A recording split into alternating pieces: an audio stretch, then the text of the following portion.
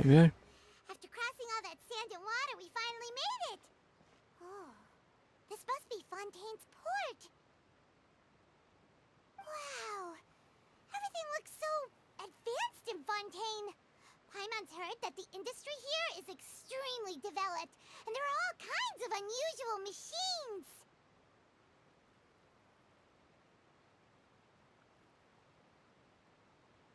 Just seeing the sights as a tourist is nice, but maybe it would be better if we found something to do. What do you think? Let's start by meeting the Hydro. Good idea! Nahida gave us loads of useful information. Seeking out the Seven is probably still our best source for information at this point. Yeah, the more we can learn, the better. So, what do you think the Hydro Archon's like? Will we get along? Nahida said that she has a very unique personality, whatever that means. To learn about a nation's god, start with the nation's people. There seems to be some locals talking over there. Let's go see if we can join the party.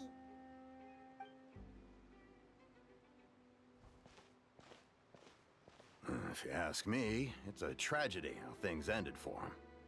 Clearly, he was a pretty decent person. Yeah, I didn't expect that kind of ending for him. I thought he would at least fight on a little longer for his family. I was expecting a sudden plot twist, but it's a pity that it never happened. Still, his story is quite the tearjerker.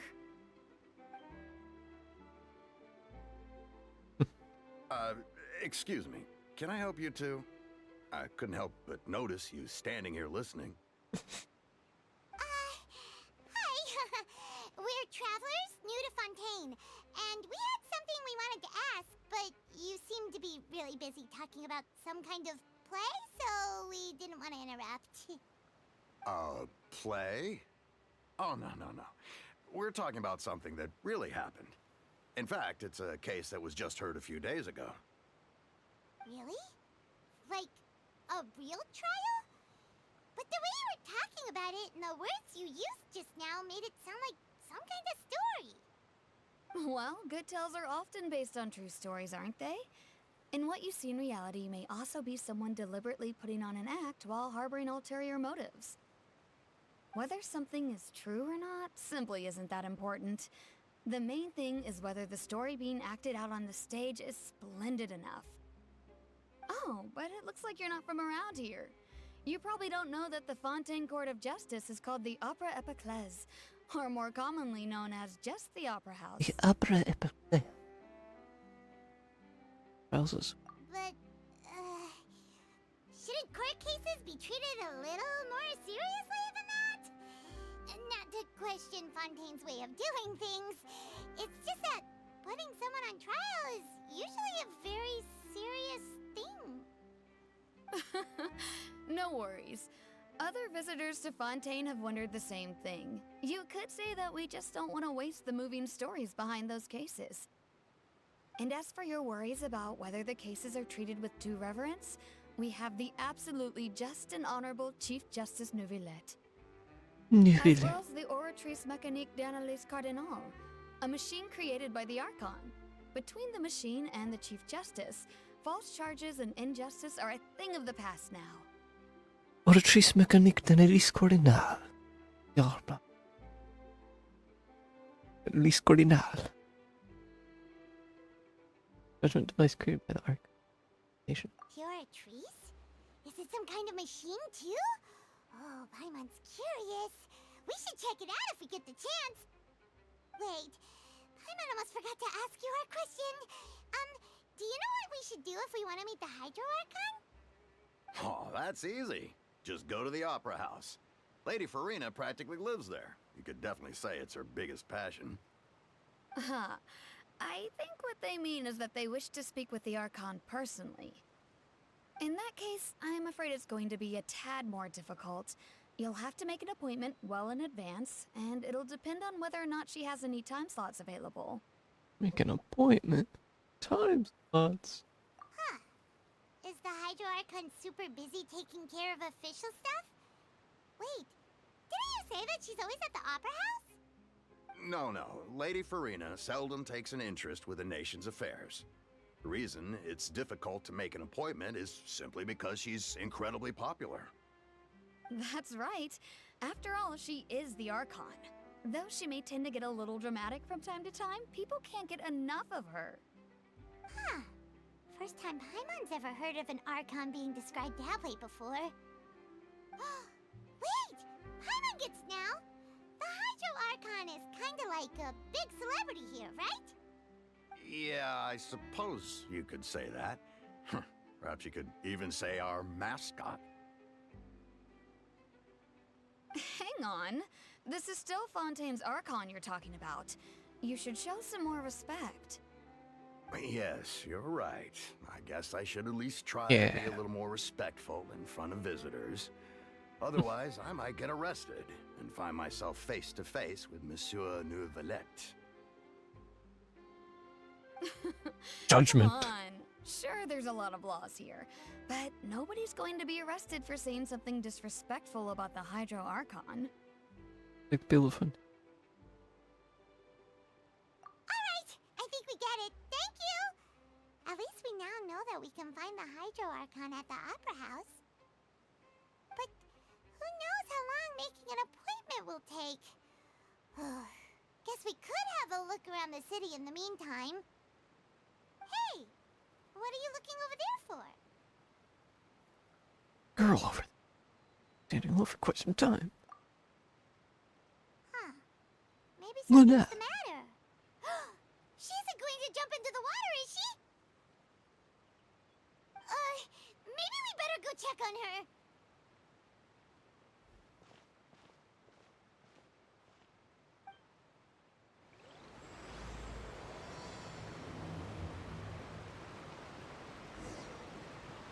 Talk to the young woman by the water.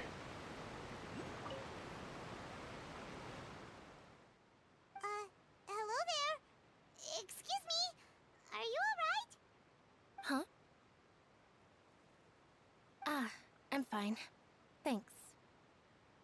Oh, okay then. We just noticed that you seem to be worried about something. About many things, actually. But there's nothing I can do but just keep my troubles to myself. I was just reminiscing about a place my brother and I would play when we were kids. It was just atop that hill over there. See? You're pointing at the sea. Wait, are you saying that you and your brother lived in the water?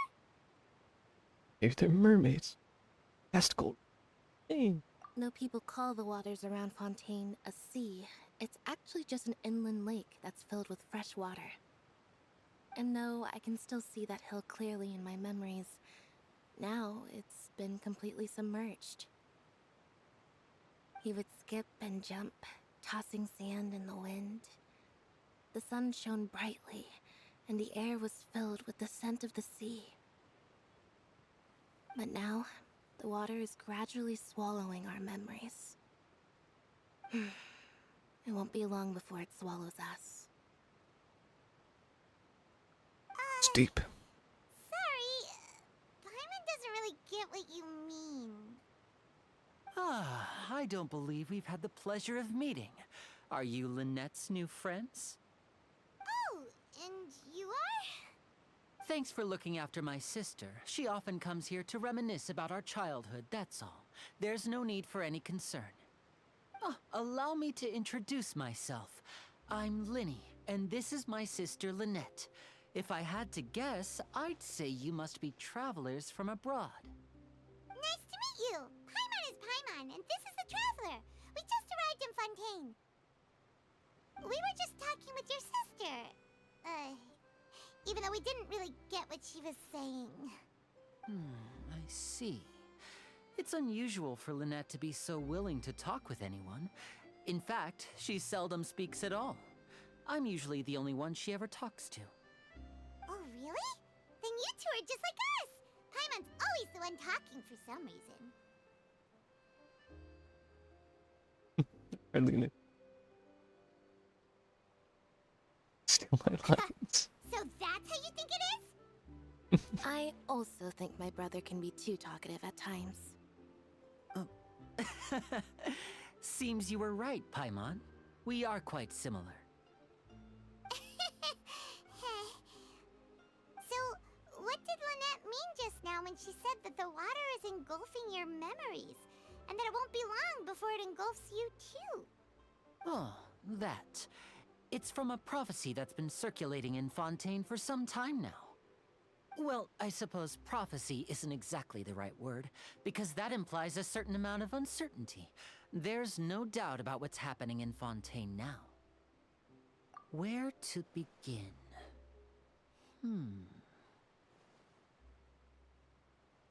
Let's put that question on hold for a moment.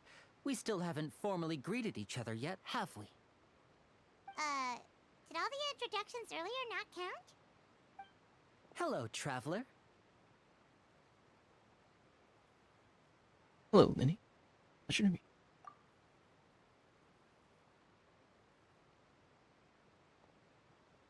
And hello, Paimon. Hey! Why didn't Paimon get a handshake? You're not poking fun at Paimon, are you? Please, don't take offense. Just consider it a sort of etiquette we have here in Fontaine when making new friends. You should remember it. It might prove useful. Oh, alright then. Well, Paimon's just happy to have a local friend now. By the way, we were just getting ready to go to the Opera House to meet the Hydro Archon. Would you be able to show us the way? So you're going to see Lady Farina? No problem at all. In fact, I was planning to go to the Opera House later myself.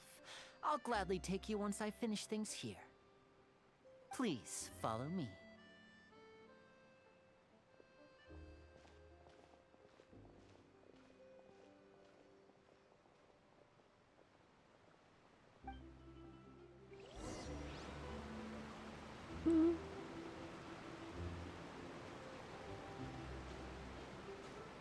Man, you're slow, Lenny.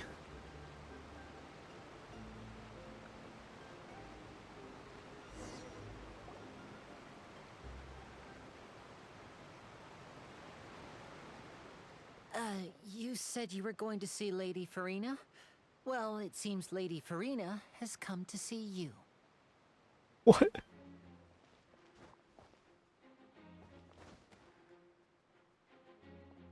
That's not Lady Farina.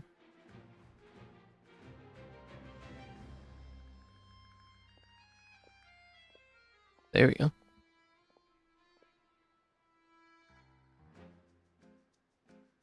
That was quick.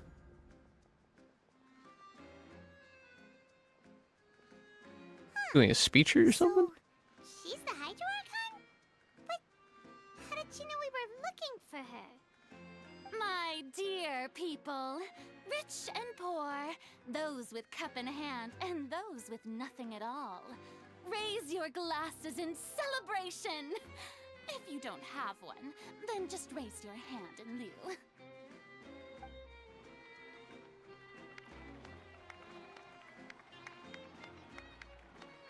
As you can all see, two unfamiliar travelers have arrived in our nation.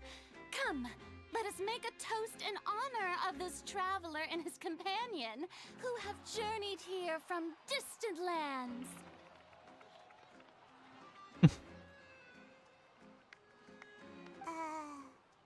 Is she talking about us?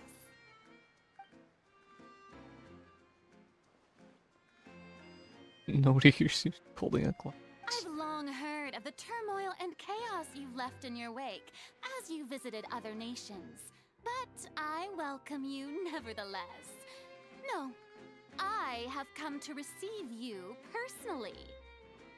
Fear is for insignificant cowards.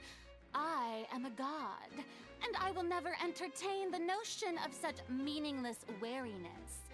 You can be rest assured, I see clearly your sincerity. Of course, seeking an audience with me is the most sensible thing to do. It will allow you to truly behold my power and witness my authority. Intelligent people always gather under the correct banner. I, Focalor, hereby welcome you to the nation of Hydro and acknowledge the value and significance of your trip. Now, you may rejoice in this. Easy enough. Yeah, Paimon still can't believe it. Feels like we've only been here for a few minutes. But the Hydro Archon's entrance was, how should Paimon describe it? A little over the top? Ahem. Miss Hydro Archon? How did you know we were coming? I see. As Outlanders, you inevitably lack even some of the most basic understanding. Don't forget that even the gods can be divided into the mediocre and the excellent. I suppose it's only natural for you to be awestruck by my abilities. You had best stop and consider. Do you really have the noble qualities and etiquette necessary to communicate with a god? All it takes is a flick of my finger for me to know everything about you. Whoa. Talk about sounding high and mighty. She can't get over it. Oh? What's with these looks? Perhaps the welcoming ceremony still isn't enough? What else should I say then? Is she waiting for us to start talking? Go with Paimon. I didn't expect to see Lady Farina here. What a surprise! Wait, does this mean they're the legendary blonde traveler? How did I not notice before? Hey, what's all the commotion? Oh, is that Lady Farina? Is there some kind of drama going on? Of course. That's the blonde traveler. The one all those stories are about. Lady Farina came here to personally see him. Oh, I bet this is gonna be the duel of the century. Ooh, I've got to see this. I knew Lady Farina would never disappoint. Yes, but don't get too excited now. My dear believers and spectators alike tend to get quite rowdy, and despite the noise, I've come to tolerate all their ruckus. You may consider this my reward to all of you. I have determined that there will be an epic duel between myself and this traveler from another land, just as you were hoping to see.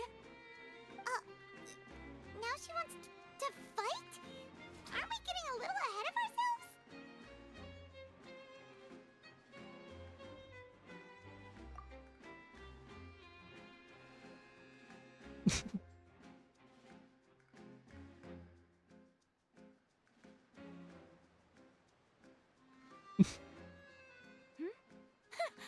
Are you not afraid? Might I remind you that this is a duel against the divine? What are you trying to do, traveler? Provoking a god in front of her people? Stand down, Clorend. I admire his bravery. Few have the courage to draw their sword against a god. He is obviously a true warrior. Unfortunately, people nowadays only crave to be thrilled, and a mere duel will not slake their thirst for excitement. Oh, yeah, she's right. Just a duel wouldn't be all that interesting. On Araneus, criminals are always requesting duels to defend their honor. They're getting a bit old, to tell the truth. You see. Then, as the god of justice, I shall face this traveler in another kind of duel. A duel in court! Oh, all right! Now that'll be worth seeing! Right. This is Fontaine, after all. Such a grand opera house, it would be a pity not to use it. Why do you care so much about the crowd's reactions? Seems you've spent a little too much time in the opera house. Besides, how exactly do you plan to have a duel in court? You mean you're going to put us on trial? I'm gonna secret. Oh, we have reason to put you on trial. It's obvious, isn't it? Okay. According to Fontaine law, no one is permitted to release any flying objects within Fontaine city limits during the first 3 days of each month. You are clearly guilty of violating this law, no? Oh, so that's what they've done wrong. That's Our Lady Farina. No one knows the laws of Fontaine like she does. You call that obvious? What kind of law is that? Wait, flying object? You mean Paimon? Precisely! Now, if you two have no objections, then in the name of the Hydro Archon, I order your arrest. My apologies, Lady Farina. I don't mean to spoil the fun. But if you would allow me to interject, I don't think that Paimon here meets the definition of a flying object. You tell her, Linny! Finally someone who's not crazy. How could anyone call Paimon a flying object? Ah, great magician Linny, my beloved citizen. I'll permit you to object, but how exactly do you plan to prove your claim? As a magician who just rained on your parade, I naturally should shoulder the responsibility of saving the show.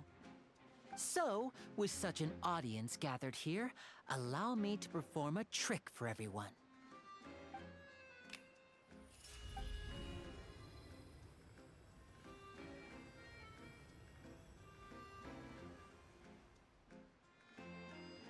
Ta-da! What's that on Paimon's back? Hey, when did Linny do that? When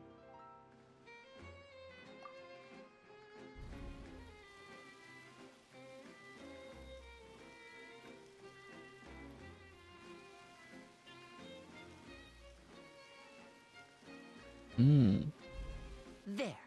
As you can all clearly see, Paimon should be classified as, well, something like a balloon. This rope has been in the Traveler's hand all along. It was just that no one could see it before. Huh? You call that magic? You've got to be joking. I thought it was pretty good. Nice one. Huh. I'm not sure what to think. It seems Lady Farina's charges no longer hold water. get it? Water? Get it? Huh.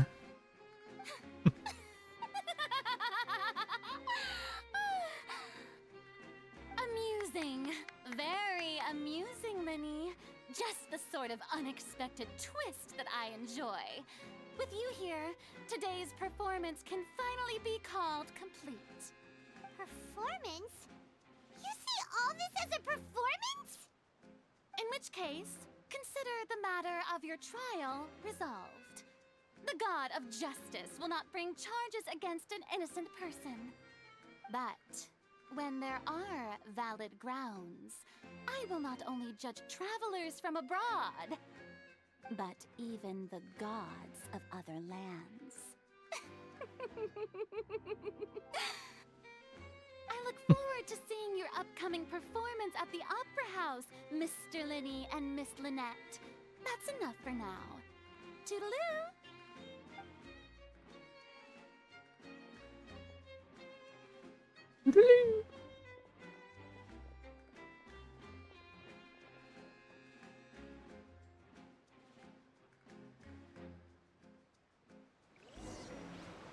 Interesting. And just like that, she's gone.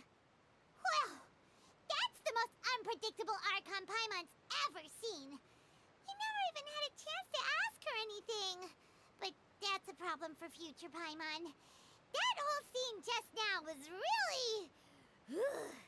Oh, yes, out, Winnie. Don't mention it. I just happened to remember that there was such a law, so I did a little preparation, just in case. I didn't think it would actually come in handy. So, now do you see what kind of god Lady Farina is? She can be a bit confusing at times, but she is still amenable to reason. Using this way to put it. Anyway, Paimon had no idea you were a magician, Linny. It's sounded like you'll be performing at the Opera House, right? I just know a few simple tricks I use to make a living. Lynette is my assistant. It will actually be my first time performing on the most prestigious stage in Fontaine, the Opera House. But isn't the Opera House where criminal trials are held in Fontaine? When there are no public trials being held, the Opera House hosts a variety of other performances. To the people of Fontaine, the line between a trial and a performance can be a little blurred. And speaking of performances, I would be remiss to forego this opportunity gifted by fate. Might I invite the two of you to see my performance? I'll pass. My brother's always excited to make new friends. Oh, sure. We don't really have anything to do now, and we wanted to go to the Opera House anyway. Be delighted. Splendid. In that case, why don't we go together? I'll show you the way. I just have something to take care of first. Oh, you really mean it? Then I'll take you up on your offer. This is a magical item known as a magic pocket. Perhaps you can help me distribute them to the people here. Huh? The bag. What are they going to use it for? About that... You asked me before about the prophecy, right? Let me start by telling you a little more about what it entails. I'm not sure exactly when it began, but a prophecy has been circulating around Fontaine. It says that every person in Fontaine is born with sin. No matter how the nation of justice holds trial after trial, this sin cannot be absolved. Until one day, the water levels in Fontaine will rise, and the sinful people will slowly be drowned. In the end, the people will all be dissolved into the waters, and only the Hydro Archon will remain, weeping on her throne. Only then will the sins of the people of Fontaine be washed away. That sounds pretty gloomy. Why are people in Fontaine born with sin? What is that supposed to mean? Yes, just people. The other nation. Fontaine. There are lots of guesses. Some say that the ancestors of Fontaine stole the power of the seas and stirred its wrath. Others say that the people of Fontaine never heeded the first Hydro Archon's warnings and offended Celestia. But here in Fontaine, evidence is what matters. There hasn't been concrete evidence for any of these claims, so they can only be regarded as conjecture. If even the people in Fontaine don't know what sin they committed, wouldn't it be better just to ignore the prophecy completely? Why bother feeling guilty all the time? That's exactly what the people did at first. But in the last few years, the water levels in Fontaine have actually started rising.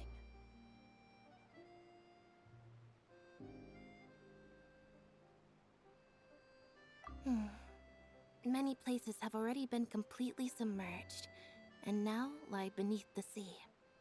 Many people carry on with their lives as before and shrug it off as a natural phenomenon. But my family and I think that the people of Fontaine shouldn't ignore the possibility, which would end up sentencing them to death.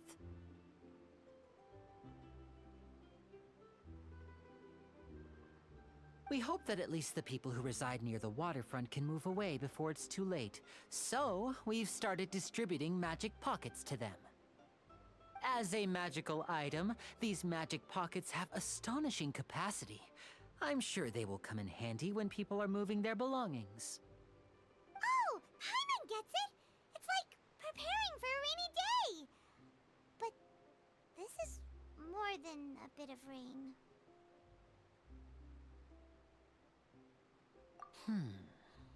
Perhaps only absolute power could ever contend with such a catastrophe. But who knows? We're just tiny specks in the grand scheme of things. Now, if you'd like to help, then please give these magic pockets to anyone nearby. Be sure to convince them to take it, regardless of what they say.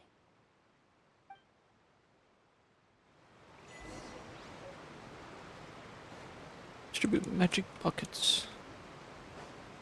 Magic pocket for you. Please, your magic pocket. So you're the blonde traveler that everyone's been talking about. My apologies for not recognizing you earlier. Oh, a magic pocket? Seems you really thought of everything. I guess it's better to prepare for the worst and hope for the best. Thanks. Please, also thank the magician on my behalf when you get the chance.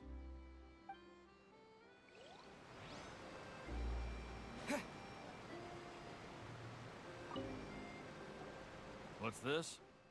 So you also believe in the prophecy. Keep it. I won't have any use for it. What? You mean you don't believe in the prophecy? No, I believe in the prophecy.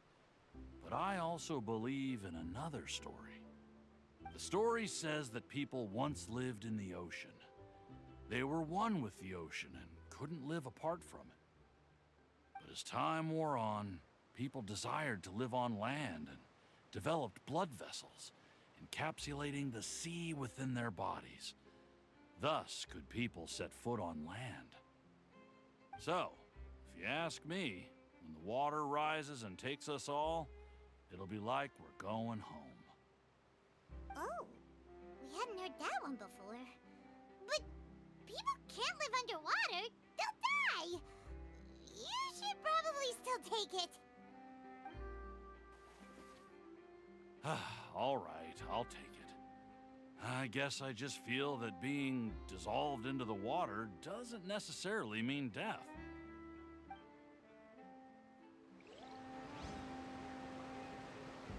What do you think? Pretty interesting story, huh? But where would I move to? Snezhnaya? Liyue? Probably Lua. Be a good choice.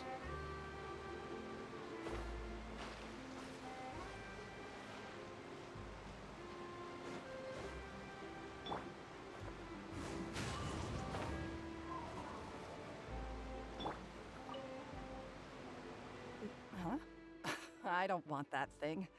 Way I see it, if the prophecy's true, it's still gonna be a long time before the water can cover everything.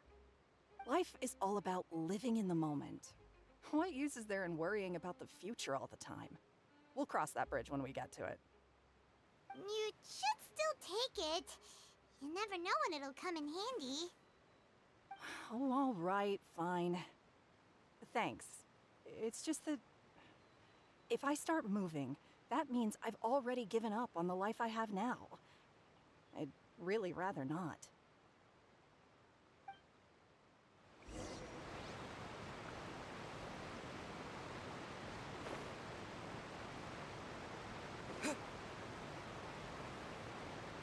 Oh, you already handed out all of the magic pockets? That was fast. So, what did people have to say? I bet you heard some, interesting opinions. Yes, but that will change once disaster strikes. I know they'll change their minds, so it's only right to help them prepare. Is there anything else you need to do before we leave? Yes, one last thing. I have the magic pockets made by a workshop in the court of Fontaine. Since we're out and about, I was thinking about bringing him some more materials. So, you want to collect materials? Just tell us what the materials look like and we'll help. Many hands make light work. Oh, that would be much appreciated. We'll need some Romaritime flowers. I remember seeing them near the waterfront on the east side of the harbor.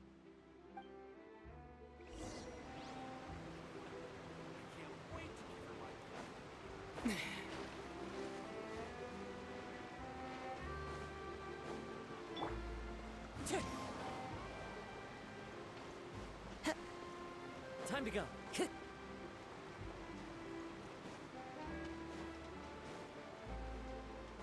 Time to go.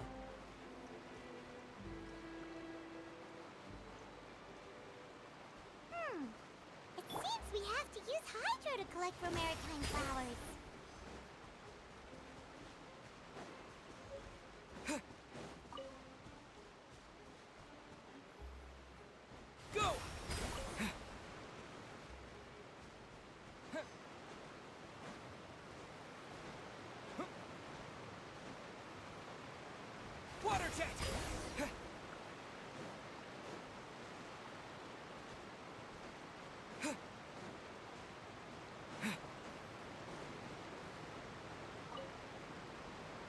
You made quick work of that. I can tell you're an experienced traveler.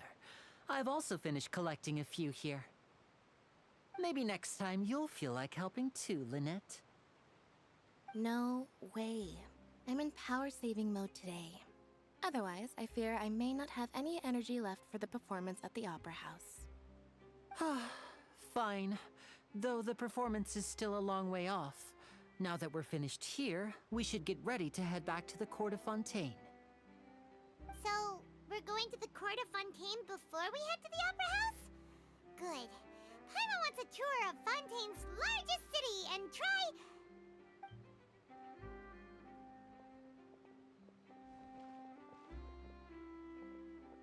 Wait, shh. Have you noticed that person over there? The young girl. Huh? What's wrong with her? Paimon didn't notice anything. She's obviously a thief. Magicians and thieves practice similar methods. We divert attention, and a distracted audience is one that won't discover what you're really doing. Watch her movements carefully.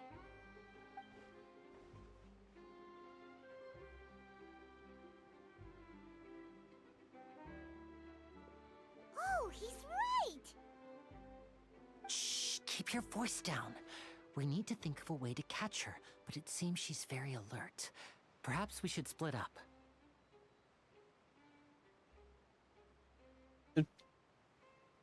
Enjoying starting the Fontaine, our conquests. Been a long time. I'm looking forward to getting into this. I've just been exploring Umeru and finally able to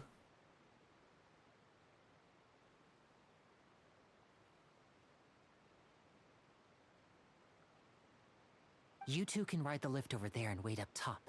I bet that'll be her escape route if she tries to run. Will you, Goku? For joining us.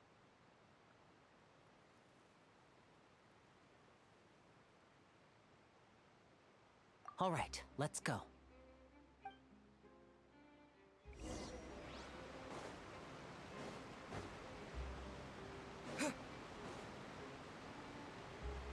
To the top of the lift. I think the lift might be that way. One with nature.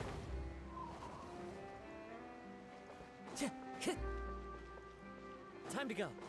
Let's catch this thief.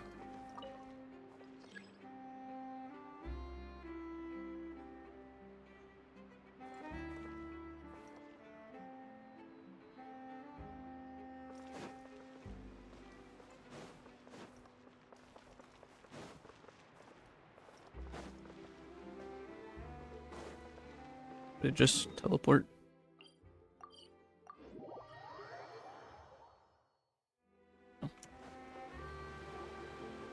This is the spot where Linny wanted us to wait.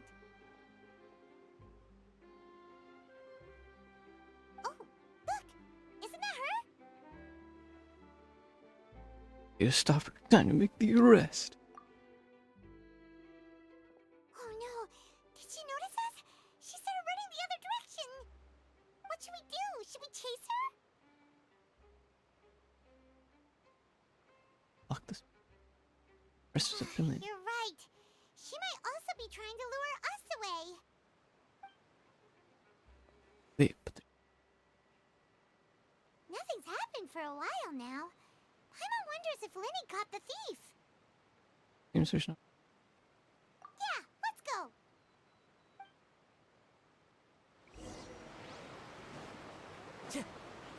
Time to go.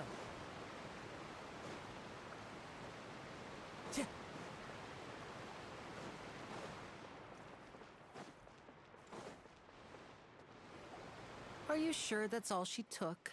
You should check to make sure you're not missing anything else. No, that was all. Oh, I can't thank you enough. I didn't notice a thing earlier. Anyway, I should be going now. Thanks again. Oh, were you returning what the thief had stolen? That's right. Pity I wasn't able to catch her. She distracted me by dropping the thing she stole on the ground. By the time I looked back, she was already gone. Nice one I there. saw the general direction she went, but Lenny twisted his ankle, and I needed to make sure he was okay. His ankle. Did you get hurt, Lenny? I'll be alright. It's just a twisted ankle, that's all. In Lenny fact, clumsy. it's feeling better already. If you want to play at being a hero, at least try not to get hurt doing it. Imagine what would happen if you managed to derail our performance as a result. Yeah, Lenny. You're right. Tell her, you're Lynette. right. Sorry, Lynette. I have to admit that the thief was even more skilled than I had anticipated.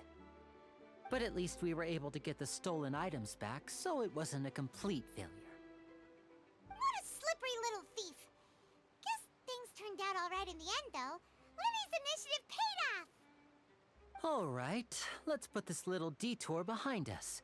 We should go to the court of Fontaine now. Ooh, Spain. Time to go. Ride the aquabus.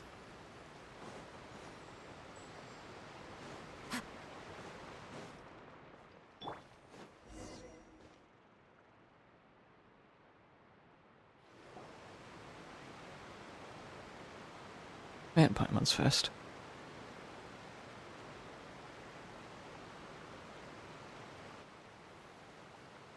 So, we ride this thing to go into the city? What an ingenious way to get around. People in Fontaine really know how to use water. This is an aquabus. It allows people to travel between several key locations around Fontaine. It's pretty convenient, but the ride can become a little dull after a while. The scenery is always the same. That's why it's better to travel with friends. So you mean it's still boring even when I'm riding with you? No, that's not what I meant. It's just that, well, you don't really talk that much.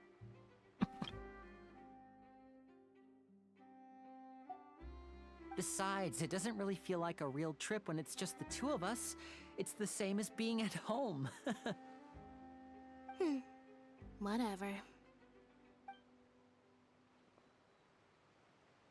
Guess that's what it's like to be an older brother. Us. It's about time for us to leave. Let's get on board.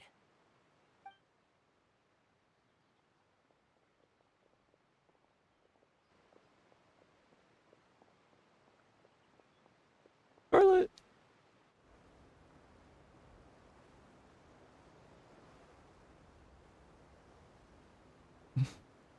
Oh, excuse me! Aren't you the great magician Lenny? And his assistant Lynette? Hello. I don't believe we've...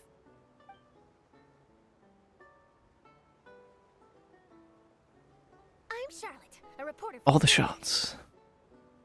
Nice to meet you. All the From the angles. Steambird, huh? We've often relied on your paper to promote our performances. It's an honor to meet you. Wait, could that be the legendary traveler who's been making headline after headline in their journey across Tibet? Amazing! You recognize everybody almost immediately! I wouldn't be much of a reporter if I didn't know who's who, would I? Wow, today must be my day! Who knew I would end up on the same boat as so many VIPs? Could my vision finally be showing me some favor? So, Charlotte, what do you usually report on? Well, when there isn't any breaking news, I mainly cover the trials at the Opera House.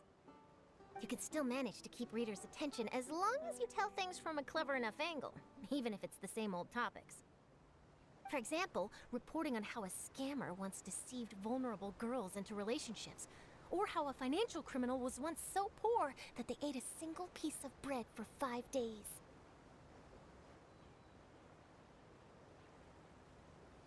What do I hear, Abyss Mages? That's fine and all, but what I'm really after is exclusive, sensational news pieces that could shake the country. These smaller stories are a waste of my talents. Oh, I just remembered. I've been following a case lately. Well, a series of cases, actually. You mean the serial disappearances of young women case? That's right! These stories are the talk of the town right now, and it's probably the most mysterious case we've ever seen. If I'm the first with a draft ready to publish when the case is finally cracked, and it's the headline story in the Steambird, oh, when that happens, I bet all the other reporters will shed tears of envy. I've already gathered all kinds of materials. I just can't wait for the truth to be revealed. So, what is the serial disappearances of young women case?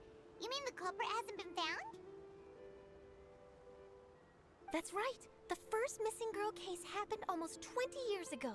Years. And ever since, after a period of time, another girl disappears.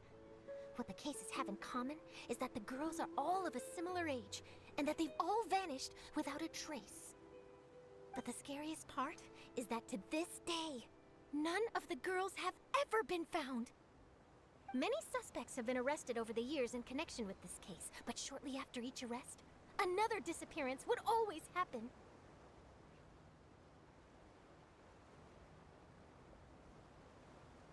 Yes, it's possible.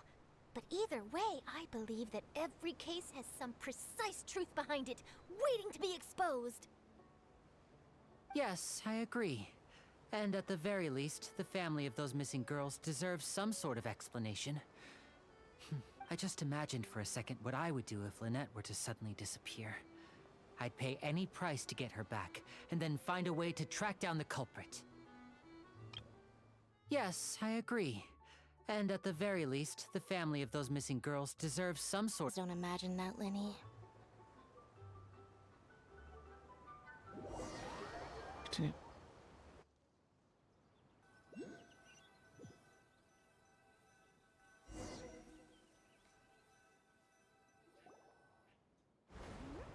Hey, we're almost there! Look! Beautiful. It's beautiful. Oh. Fontaine people had an accent.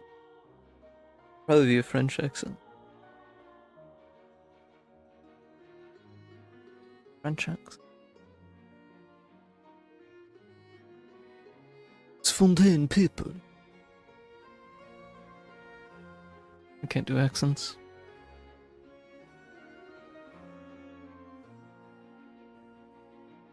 We are arriving at Fontaine.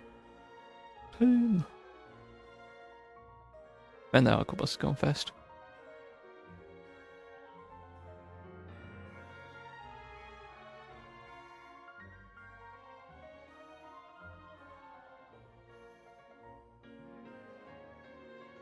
Well, I really enjoyed chatting with you. Life should be full of pleasant little surprises like this. Yeah, us as well. The ride went by too quickly. Ah, I have an interview to get to. I should get going before I'm late. Okay, Paimon hopes we can chat again soon, Charlotte. See ya!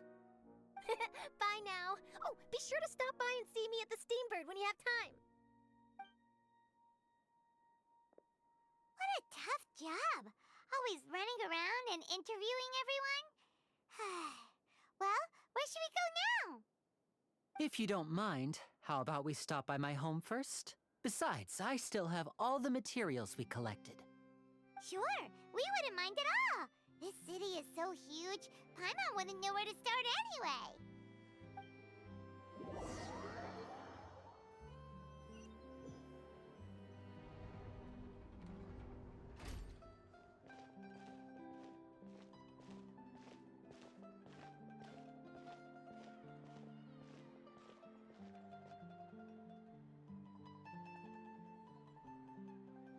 I love Fontaine.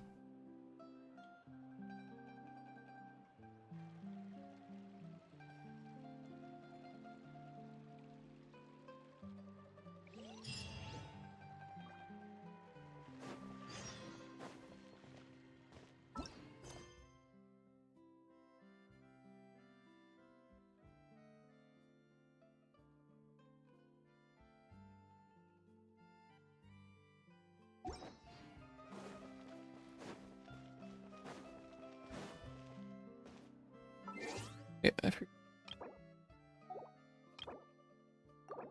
Change my world level back to 8. 7 parabits.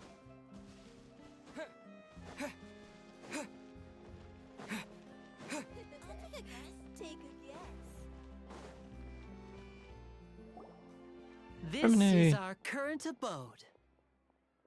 Ah, Fremine, you're home. Where did everyone else go? I have some new friends that I would like to introduce. Oh, they all just went out a moment ago. I see. Everyone is getting busier now that Father will be returning soon. I suppose that can't be helped. Allow me to introduce you to my little brother, Fremine. He is a phenomenal diver.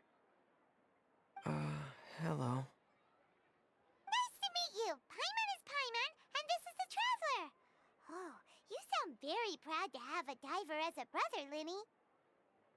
There seems to be a big family. Linny, could you come here for a moment? What is it, Fremine? Do you have something to tell me? You go ahead.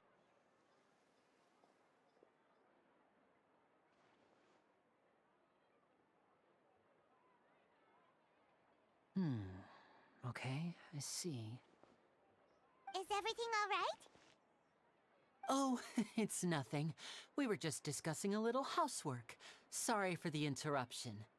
Oh, before I forget, the Traveler and I collected more materials to make magic pockets. Were you able to get any, Fremine? Yes, I went diving and gathered lots of materials. I was about to give them to you. That's our Fremine, always quick with the underwater work. All right, I'll take these to the workshop.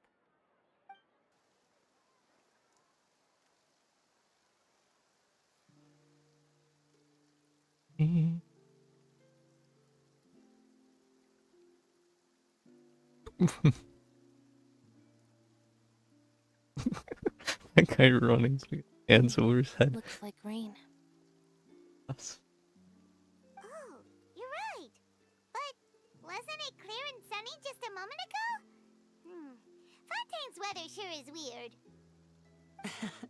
I'm afraid that's just how it is here. It often rains on days where there are trials being held in the Opera House, but don't worry, it'll clear up soon enough.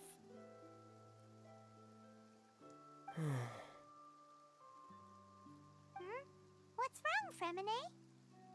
There's a legend about the rain that I tend to believe. It's said that a dragon of water once resided in Fontaine. Though we don't know where the dragon went, every time it weeps, the skies will cloud up and pour out rain. When I was a child, my mother told me that if I wanted to go outside and play, I should yell toward the sky at the top of my lungs. Hydro Dragon! Hydro Dragon! Don't cry!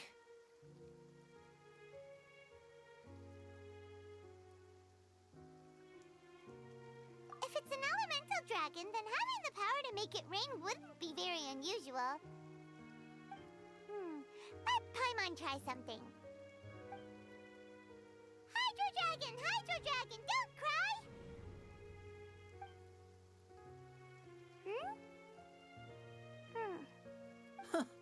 Doesn't seem to be of any use. It is just a legend after all. You know, you might be a more popular magician if you understood the concept of romanticism. Or could at least play along. Sorry, it might be because we've never met the Hydro Dragon. Perhaps it can't be comforted by the words of strangers. Sometime there stuff. It rained for longer than I suspected. Oh, it's already getting late. Was there something you needed to do, Linny? Yeah, some preparations for the show at the Opera House. I need to find a way to catch the last aqua bus of the day. On the day of the performance, just ride the aqua bus to the island of Aeneas. I'll have Lynette meet you at the fountain in front of the Opera House. Oh, are you leaving now? What is it, Fremine? I'm in a hurry. Oh, I get it. You feel nervous delivering the materials for the magic pockets, is that it? Perhaps we could trouble the Traveler to help us take these materials to the Beaumont workshop and deliver them to the owner there? I'm afraid that Fremine can be quite introverted, and the boss there tends to be pretty talkative. Fremine has always been a little afraid of her. No trouble at all. Don't worry, we're on the case. Sorry for the Already inconvenience. feminine. I'm quite useless when Gotcha. it comes to such tasks. I'll think of a way to make it up to you. Oh, no need. This will be a walk in the park for us.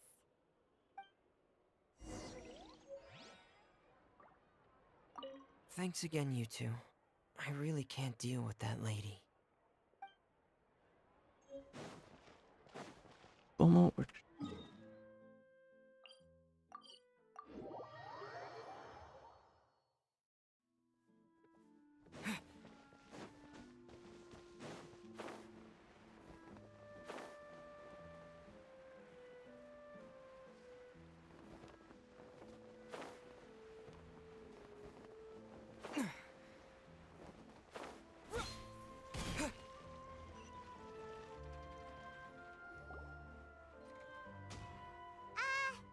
Hello?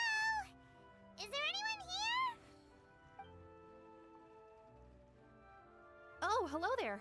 New customers? Looking to buy, or do you need something made? Or perhaps you're just looking for a chat with me. Oh no, we're just here to deliver some materials. Here they are. They're for making... what were they called again?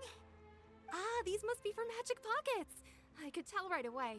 I've already made several orders worth now. You need to pay. No need. They've already prepaid several batches worth. When they told me, but they insisted on paying the full amount, saying that I had a business to run. It seems both their hearts and their pockets are made of gold. No Good to know. need. They've already prepaid several batches worth. When they told me what they'd be using them for, I even offered them a discount. Whoa. So, is Lenny actually loaded? And he's loaded. I can't say for sure, but who knows? Maybe there's good money to be made being a magician in Fontaine. Hey! Is this machine what you use to make stuff here? It looks really advanced. Why use your hands when a machine can do the work? It would be a waste not to use the latest technology, and wasting is a kind of crime. But where does a big machine like that get its power from? Ah, well, it's a little complicated. I'm not sure I can put it in layman's terms for you. But basically, everything we usually use here in the city is powered by indemnitium. It's a type of energy that's produced from trials. Huh? How can trials produce energy? Well, I'm not completely sure of all the details myself, but basically, when a trial is in session, the Oratrice Mécanique d'Analyse Cardinale harvests people's belief in justice and converts it into energy to be used all around Fontaine. So that's what its other function is? Paimon heard that the Oratrice was created by the Archon to make judgments. But Paimon still doesn't get it. How could something unreliable like people's beliefs be turned into a stable power source for these machines? God's. Oh, yeah!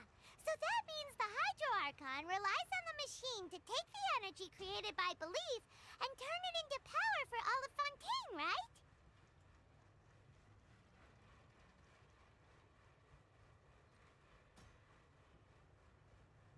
Even though I've never heard anyone really put it that way before, it sounds like it makes sense. Besides indemnitium, we have another type of energy called pneumosia. It isn't produced by the power of the Archon, but it is unstable by nature. Even now, it still cannot be widely used by civilians. I thought I'd find you hard at work, but here you are chatting the day away. Since you're already talking, I'm sure you wouldn't mind a few words with me. You again? Didn't I already promise you that I'd have the more I owe to Confrérie of Cabriere by next month? Why are you hounding me now? Yeah, but how do we know that you won't go running off by the end of this month? I want 50% today. Wait, no? 70%. Huh? You... Seems business isn't so great for the workshop. We've already finished our job and delivered the materials. Maybe now's a good time to leave? Hey, hold on. Before you go around trying to collect payments, why don't you settle your own debts first? Already? Yeah, we're gonna meet Child, but I didn't think it was gonna be this soon. If Confrere of Cabriere wants to poach clients from Northland Bank, that's fine. But I'm afraid you still owe the bank a hefty sum of mora. So why don't we work things out between us first, before you get back to your little conversation here? You're from Northland Bank. But we said we'll pay everything we owe next month. Why are you hounding me now? Traveler, Paimon! I didn't think I'd run into you here in Fontaine. What are the chances? We're surprised to see you too! What are you doing here in Fontaine? You didn't want to stay in Snezhnaya? Never seen.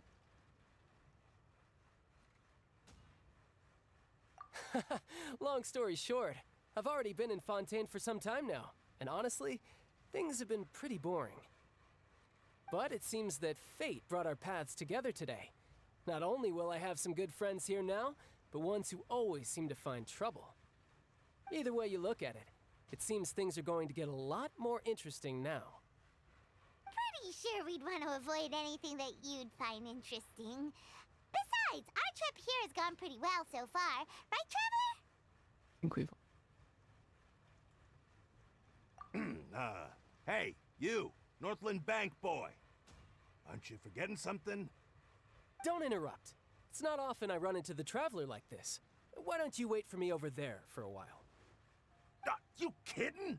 Aren't you the one looking for us? You really expect us to sit and twiddle our thumbs while you catch up with your friends? Listen to me, boy. If you want your mora, fine. Why don't you come and take it? Paimon.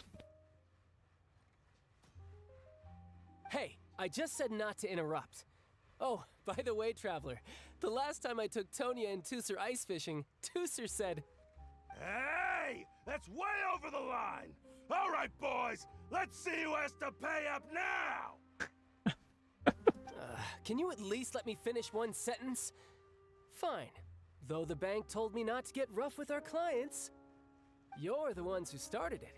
This is an act of self-defense. You two will have to be my witnesses, okay? Okay, sure. I'm sure this won't take long. Time to fight.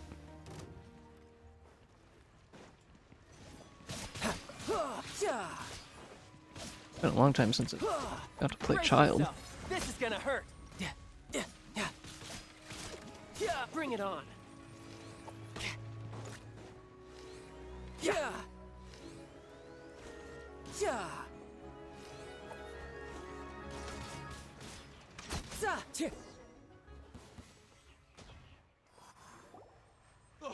What's your deal, Brad?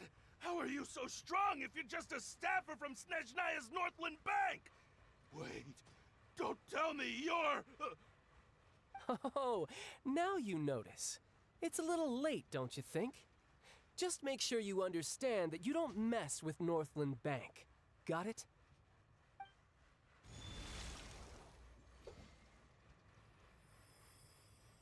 Huh?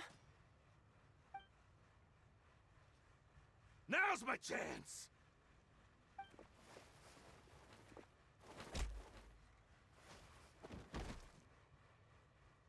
Huh. That was weird.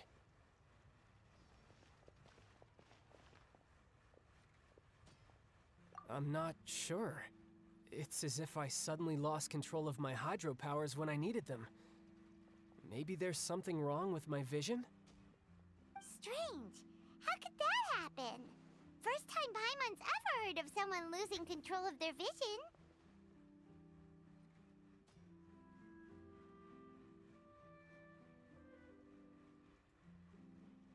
No. never Like mind. that's It doesn't matter.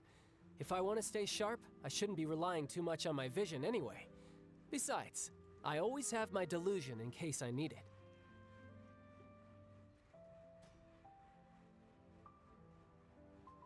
So what are you doing in Fontaine, child? I don't see it's work for Northland Bank. Well, I guess it's because I've been in a bad mood lately. Huh? What kind of reason is that? Wait, since when do you feel down about anything? I don't know. Maybe I still have a lot to learn about myself. But recently, there seems to be some sort of restless power stirring inside of me. And I don't know why, but every now and then I feel like I'm in a terrible mood. Maybe you losing control of your vision just now is connected with that power you're feeling inside. That is a possibility.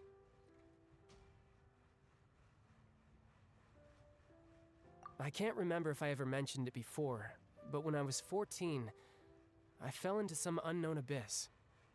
It was during that time I learned nearly all of my abilities. The one who took me under her wing and taught me was named Skirk.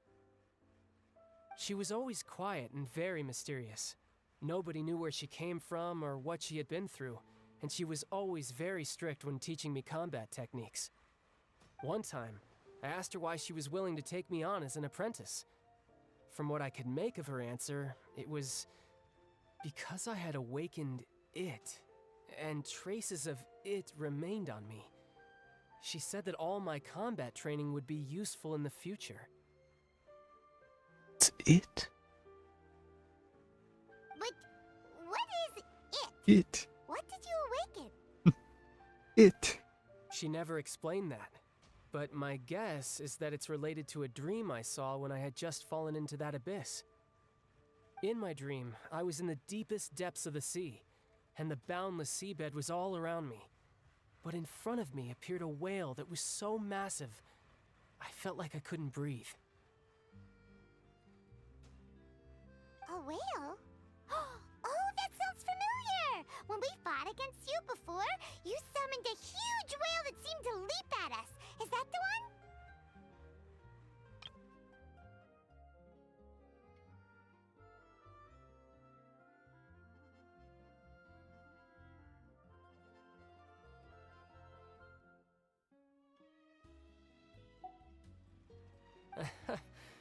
That's just an abstract form of a whale that I create using my elemental powers.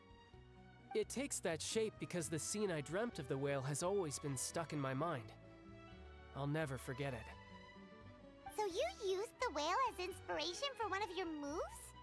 Huh. Seems a little twisted to Paimon.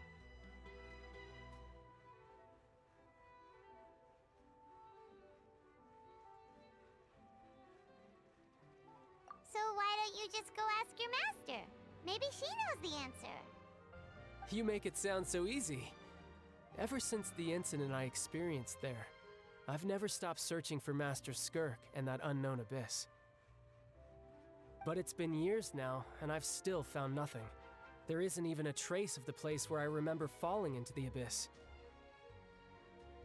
Oh, it sounds like some kind of ghost story. Yeah, I'm out of leads at this point, but there's nothing more I can do.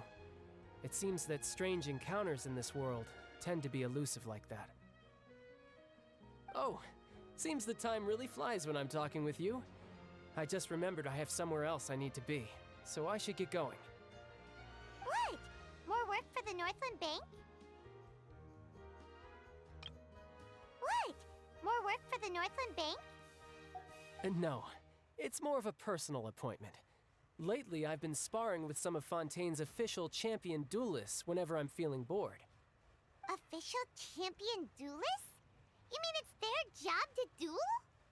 Yep, in Fontaine, before a criminal goes to court, they're given one chance to defend their honor by requesting a duel with an official champion duelist. The champion duelists are all-powerful fighters selected from among the nation's best, and the duel itself is a no-holds-barred fight with no specified stopping point. So engaging in such a duel is regarded as a symbol of defending your honor. If a criminal manages to win the duel, they'll be acquitted.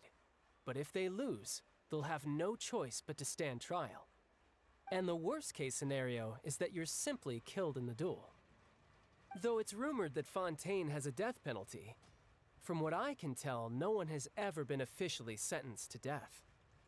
So really, the only people who opt to duel are those who have suffered a grave injustice in being accused, or those who greatly value their honor. Otherwise, why gamble with your life? So, do many people actually get out of their trials by winning the duel? Apparently, it's exceedingly rare for anyone to actually win. Fontaine probably enacted this system as a way to show that the nation respects the honor of its citizens. Besides, none of the champion duelists are to be trifled with, which is exactly why I was itching to face them as soon as I got to Fontaine. Apparently, the one I'm meeting today, Clorinde, is the strongest of the champion duelists. I had been asking her for some time before she finally agreed to face me today. Well, that's child for ya. Paimon feels like we heard that name somewhere before. Clorinde. Huh. I'm not remembering name. Oh, before I forget, I want you to have this. Huh? Your vision? You're seriously just giving it away? I'm just worried that it could become uncontrollable again. I'd be pretty upset if it got in the way of my duel, so I think I'll be better off without it for now. Besides, I just need you to hold on to it for a short while. I'll come retrieve it when I have some time later. Paimon knows what you're up to. You just want an excuse to come talk to us again, don't you? Whatever gave you that idea? I'll be in touch later.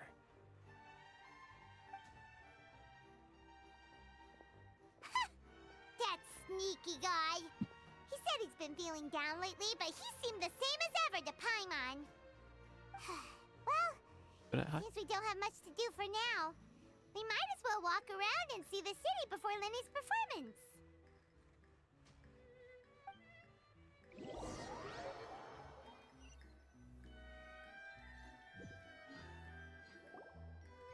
Wow! Who could have seen that coming?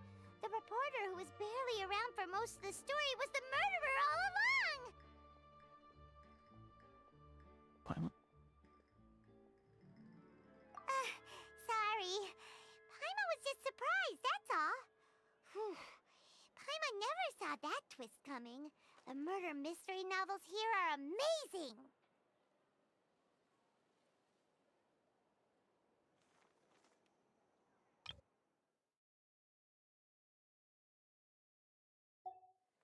The whodunits here in Fontaine are a lot different than the light novels you see from Yai Publishing House. Both have their merits, but Paimon thinks this style of novels are more, well, novel. It's so exciting to reach the moment when the mystery is uncovered, especially in the one Paimon was just reading. You should buy a copy and read it too. I'm good. Yours. Oh, sorry about that. Paimon will be more careful next time. Hey, shouldn't we be heading to the Opera House to see Lenny's performance soon? It's almost time for the show to start, so we should get going. Lenny said that the Opera House is on Aeneas, so let's go ride the Aquabus! Go to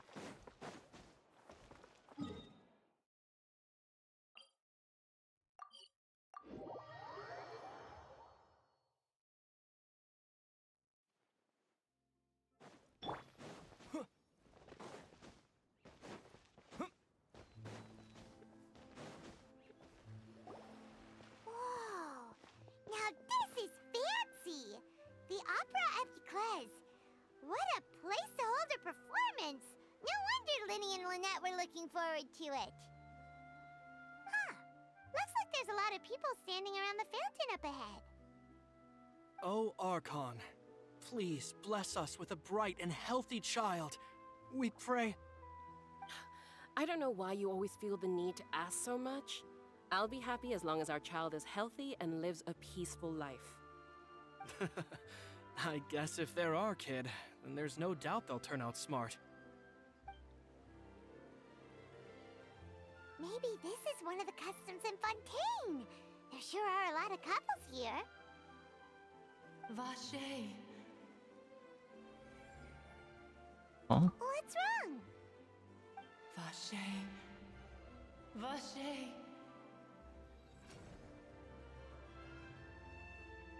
No, Paimon didn't say anything. Are you hearing things?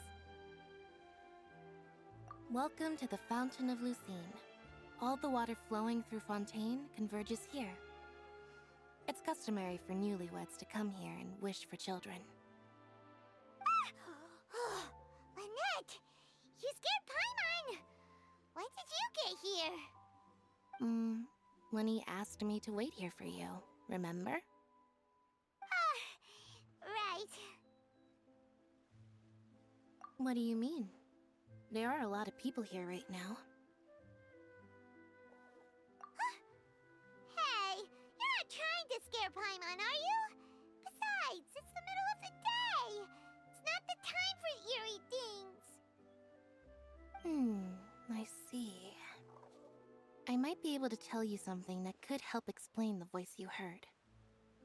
In fact, you might not be imagining things at all. I suspect that what you heard is a result of your hypersensitivity to the hydro element. Others in my family have had similar experiences. It's because of his sensitivity to the hydro element? But what would hearing a voice have to do with elemental power? When do you cry, Paimon? Wait, what? What does that have to do with anything? Just answer me. When do you cry?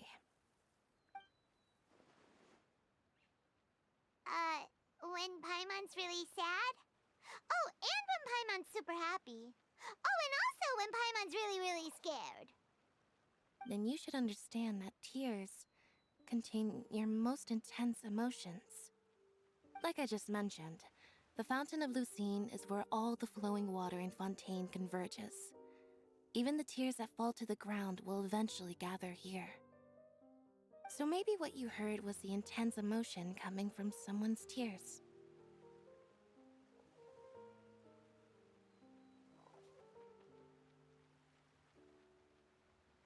So, what did the voice say? If you were hearing their emotions, then Paimon wonders what happened to them. Rather than worrying about them, we should worry about my brother first. Don't let that calm look of his fool you. He tends to get pretty nervous just before a performance. So chatting with Linny might help him relax a little before he goes on stage.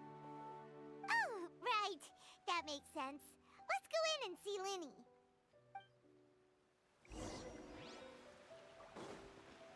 To the upper club.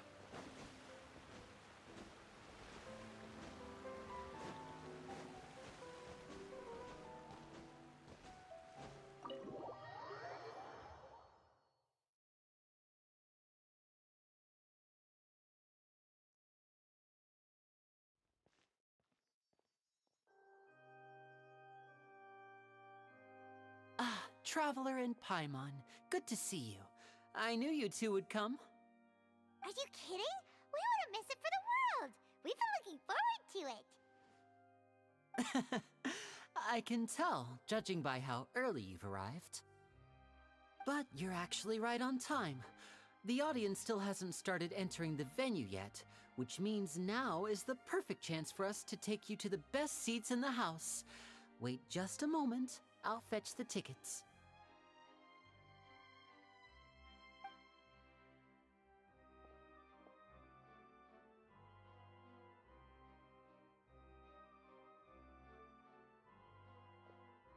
The Opera House has assigned seating, so you always have to make reservations. I've already reserved your seats, and here are your tickets. Ooh, front row seats! Thanks, Linny! The Opera House has a... Don't mention it. There's no need to keep thanking me. Hey, Linny! Could you come over here and take a look at this? Oh, I'll be right there. Seems there's an issue with the stage props over there. That's Cal, my assistant, calling me. I'll go lend him a hand. Yeah, we'll just go to our seats. You go ahead, Linny. What are the seats mean?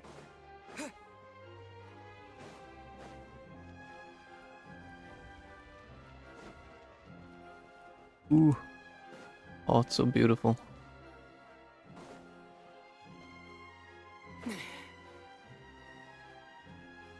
This.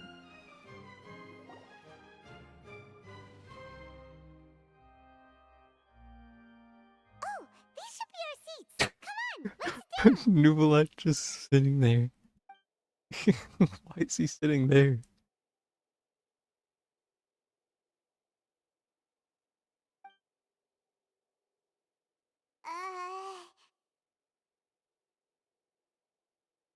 Hey,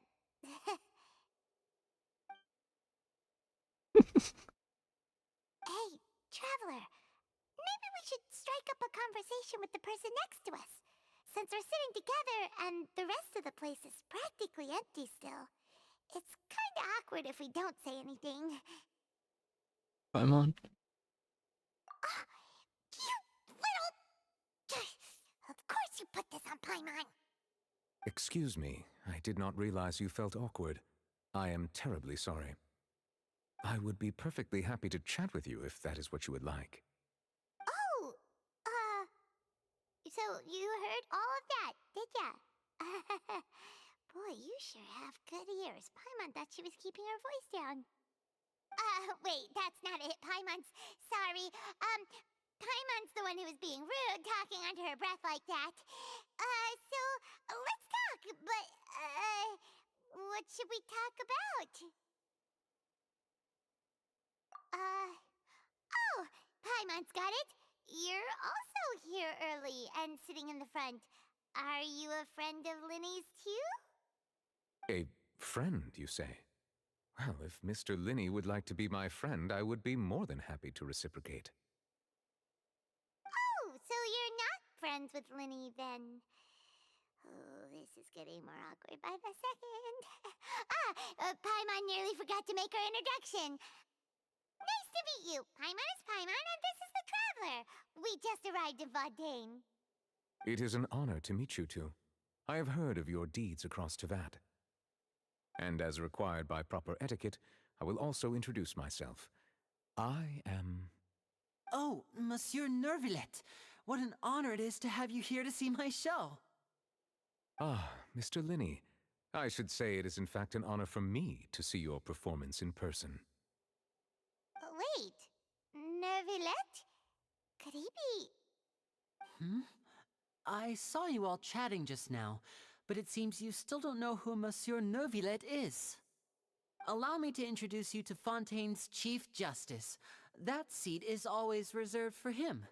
It wouldn't be too much to say that he's the symbol of justice and honesty here in Fontaine.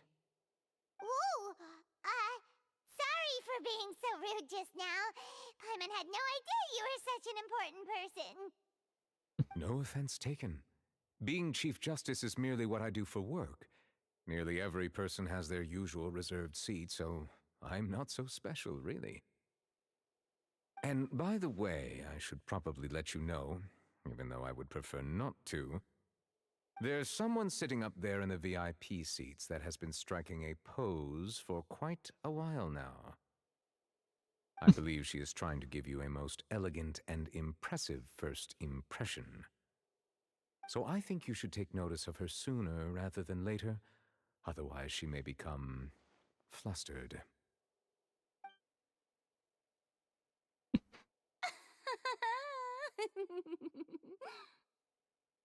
Huh? Oh, it's Farina, the Hydro Archon. Huh. She sure has a smug and satisfied look on her face. Guess she has no idea that you saw right through her act. Very good. That is for the best. No need to pay her any more attention. We may now enjoy the show. Huh? So is this what things are like between the Chief Justice and the Hydro Archon? All right, please wait just a moment longer. I've pretty much finished my preparations, and the performance will start as soon as the audience has made their way to their seats. Yay! The show's finally about to start! Paimon can hardly wait! Paimon's never seen a real live magic show before! Crowds. Oh, they're dimming the lights. The show must be starting.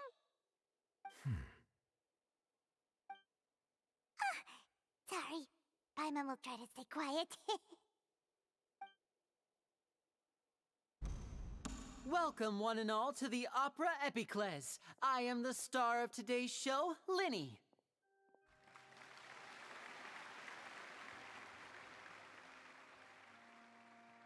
And over here is my sister, Lynette, who will be working as my wonderful assistant. Please, let's give her a warm welcome. Hello, everyone.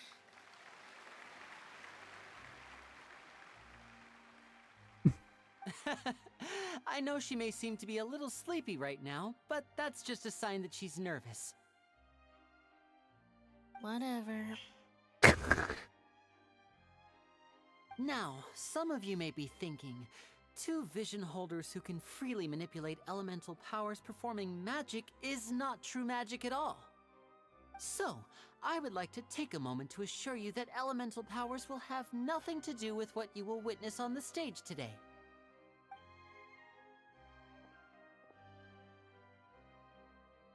Both Lynette and myself have removed our visions for the show. That way, even the gods won't be able to help us. Oh, good point. That's what makes the show real magic. Now, without further ado, let the show begin. Lynette will now exit the stage to make some preparations. I know you might miss her, but don't worry. She'll be coming right back on stage momentarily. Perhaps in an unexpected way. I'm sure she'll be stealing the spotlight soon enough. Oh, and before I forget, there's one more thing I should say. You never know what can happen in the blink of an eye. A magician's greatest skill is making things disappear or appear. The possibilities are endless.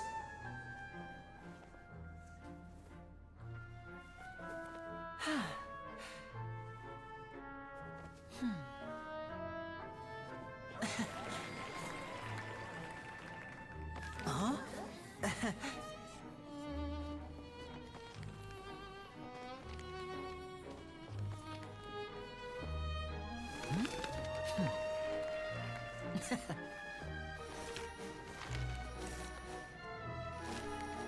But this isn't what you came for. These little tricks, you've seen them all before. So it's time for something truly extraordinary, don't you think? This one's a little tricky.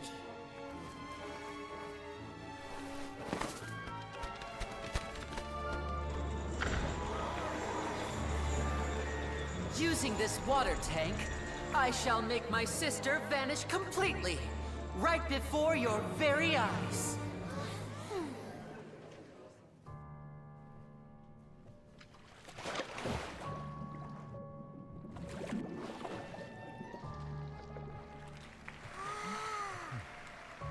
It's actually quite simple. She'll just turn into air bubbles and float right out of the top.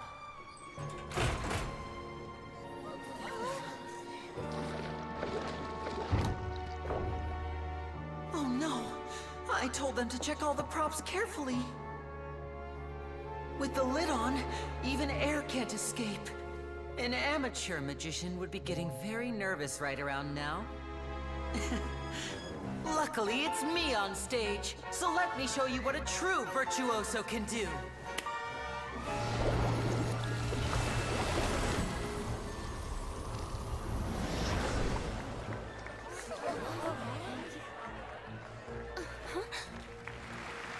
Lynette, are you still there? Don't go too far. We don't want to use up all our magic. Hi, I'm back. Uh-huh.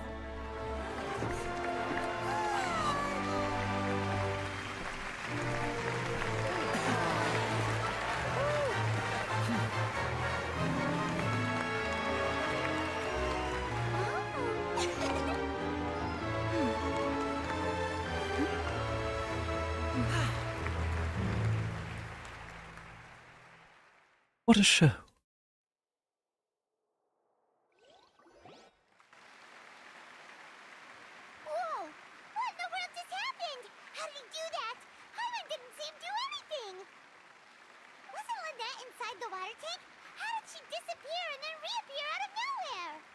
What a show. Famous If we magician. could see easily through his tricks, then that would mean that his skills are still lacking. To appreciate magic, you should focus on the show happening on stage, rather than getting caught up in trying to see that which has been intentionally hidden. Guess you're right. Paimon couldn't believe her eyes when Lynette reappeared. Amazing! Thank you, everyone. I'm glad you enjoyed that performance. But our magical journey has only just begun. I've prepared even more astonishing surprises for everyone here. The magic of transformation and disappearance can go far beyond what you've just seen. I'm sure many of you are thinking that escaping the water tank was impressive enough, but Lynette is still my assistant after all. In which case, I have ample time to make all necessary preparations. So, for my next trick, I will require the participation of one lucky audience member. Please, if my assistants could bring out the magical boxes now. There are 2 boxes, and only 2 boxes. One is here, and one is there in the aisle among the audience. I'm sure many of our clever audience members have already guessed our next magic trick. A swap! Our lucky audience member and I will each enter a magic box. After 1 minute, we will each emerge from the opposite box. Now please, everyone pay very close attention to the box you see here. Don't give me any chance to make a move. Wow! How's he gonna do this? Hey, do you think this is all magic tricks, or does Lenny have actual superpowers? The lucky audience member will be generated by this random number selector. It selects numbers entirely at random. Even I don't know who will be chosen to participate. Now then, let's begin. It's gonna be me, Traveler. Let me see. Oh, row 7, seat 3. Congratulations! You now have the chance to experience magic firsthand for an entire minute. Please, come forward. My assistant will take you beside the magic box. I'm sorry, it might be a little cramped inside, but no need to feel nervous.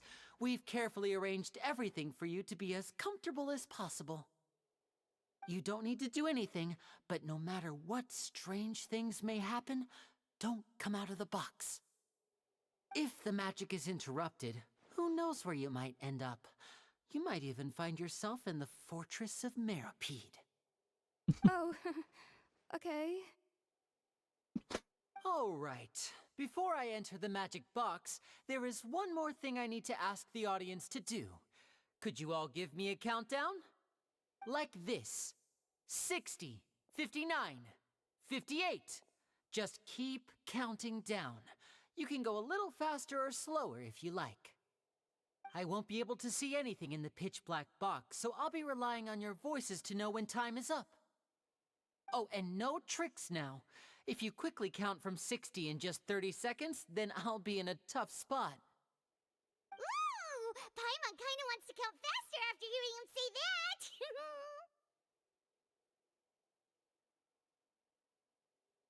No, that won't do. I can see it in your eyes. You still can't be trusted. Let's practice together. Come on, repeat after me. 60, 59, 58. 60, 59, 58! That's right, perfect. Keep it going.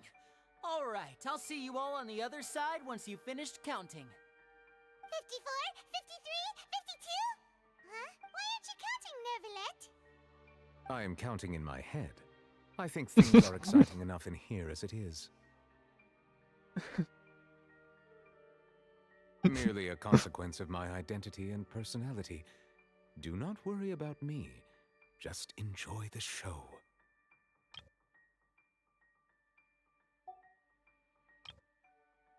Why aren't you counting, Nervalette? Oh, alright. You look What's so serious that Paimon thought you might be feeling uncomfortable or something? 40, 39, 38! Mr. Linney, are you all right in there? Is everything ready? Yes, I'm fine, I'm fine. I'm just double-checking the direction of the magic. It would be a disaster if we get sent to the wrong places. For example, midair right above the audience. Even though he's saying that, Lenny doesn't seem nervous at all.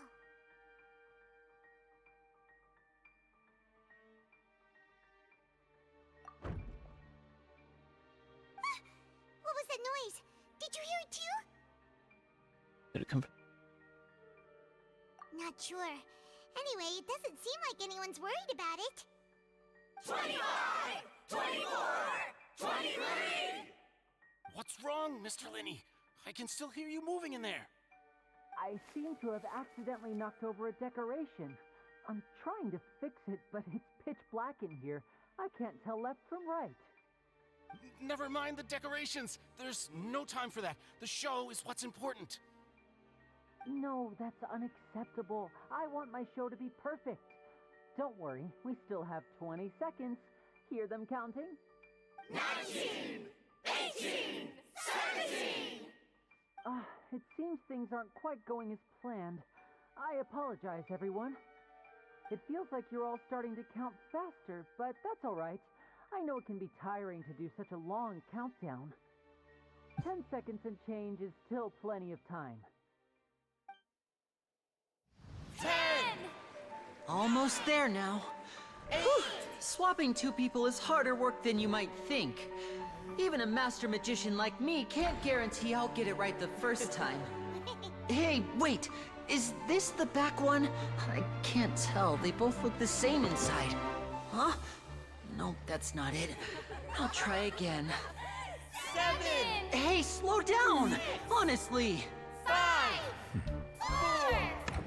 3! Whoops! That doesn't count! 0!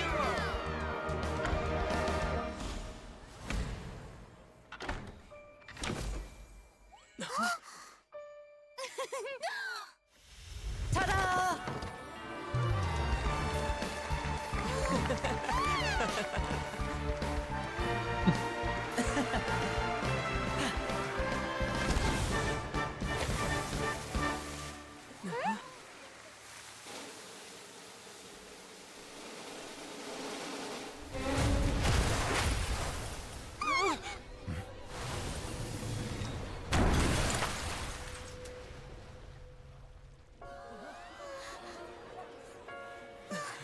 What happened?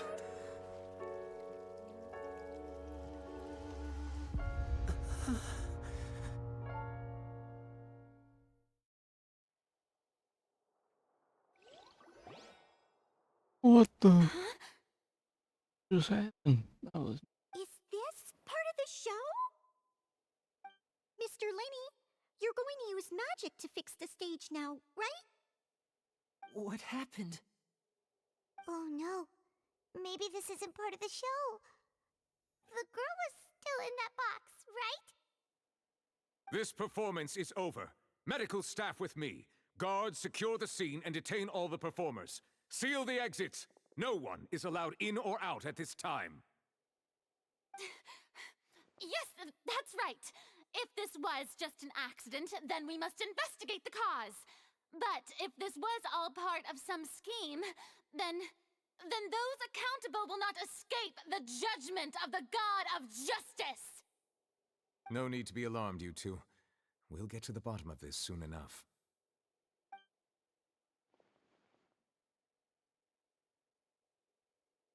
Unfortunately, the person who is in the magic box has been pronounced dead.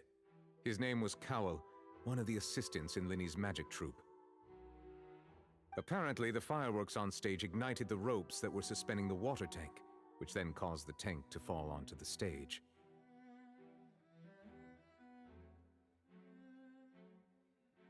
As of now, we are still not sure why we found Cowell in the box, rather than the guest from the audience. And after an initial search of the area, the guards have confirmed that the girl is nowhere to be found. It appears that this incident was not merely some mishap with the performance. And there are many indications that it is connected with the case of the serial disappearances of young women. The serial disappearances case? That's the case that Charlotte mentioned before!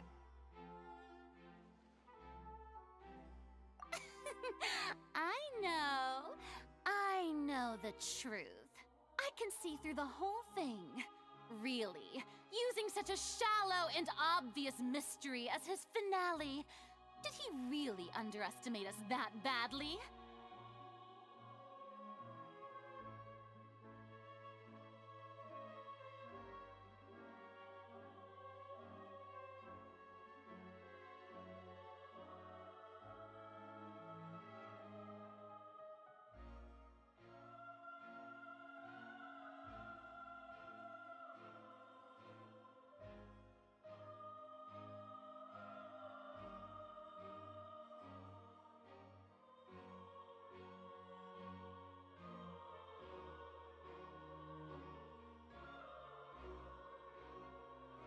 I say that our powerful magician, Mr. Linney, is now the prime suspect for the serial disappearances case.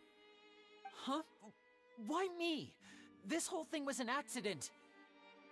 Oh, this all occurred during your magic show, did it not? The missing girl disappeared after being chosen, did she not? The deceased is one of your assistants, is he not? Now that I think about it, that whole speech about magicians making things disappear was nothing more than a provocation, a bald-faced challenge. That can't be right! How can Linny do this? He was in the box on the stage the entire time! We could even hear his voice! Besides, before the show, he told us that he would like to catch the criminal behind the disappearances! He couldn't possibly mean catching himself! Save discussion for a later time, please. Lady Farina, may I assume that your comments just now constitute an accusation against Mr. Linney and his associates, and that you are pressing charges? Huh? I just think that he... Well, I think it might be a little early to talk about formally pressing charges.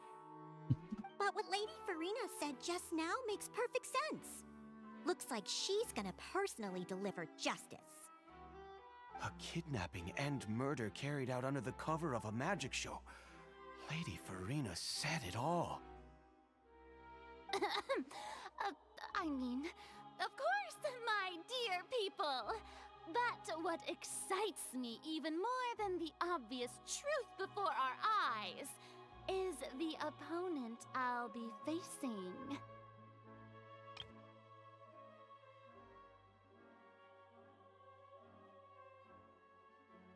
That's right. I mean you, Traveler. You'll support Linny, won't you? After all, he was the one who helped you the first time we met. Then there's no problem at all. You know, the Traveler and I already had a duel the first time we met. But with Linny's help, our little duel ended in a draw. But draws really are the most boring possible outcome. So, no more draws. Between the two of us, there must be a clear winner and loser. And what better place to hold such a riveting showdown and decide the true victor than here, on the grandest of stages, the Opera Epiclese? Huh. It wasn't a draw. She obviously lost last time. I understand. Charges have now been pressed, and as such, a trial is in order. Well, Traveler, seems Lady Farina has set you in her sights. But putting her dramatic rhetoric aside for a moment, I would like to ask you, are you willing to act as Mr. Linney's attorney and defend him in this case? Very well. The trial will be held a day from now in the Opera House. Both sides may investigate the scene to build their cases and search for the truth. Linny and his troop are all potential suspects and shall remain within the Opera House. The audience may begin to leave in an orderly fashion once they have been cleared by the guards. A day isn't that long. Let's see what kind of case this big shot outlander can build in such a short amount of time. I'm really quite looking forward to hearing it. Everyone is just.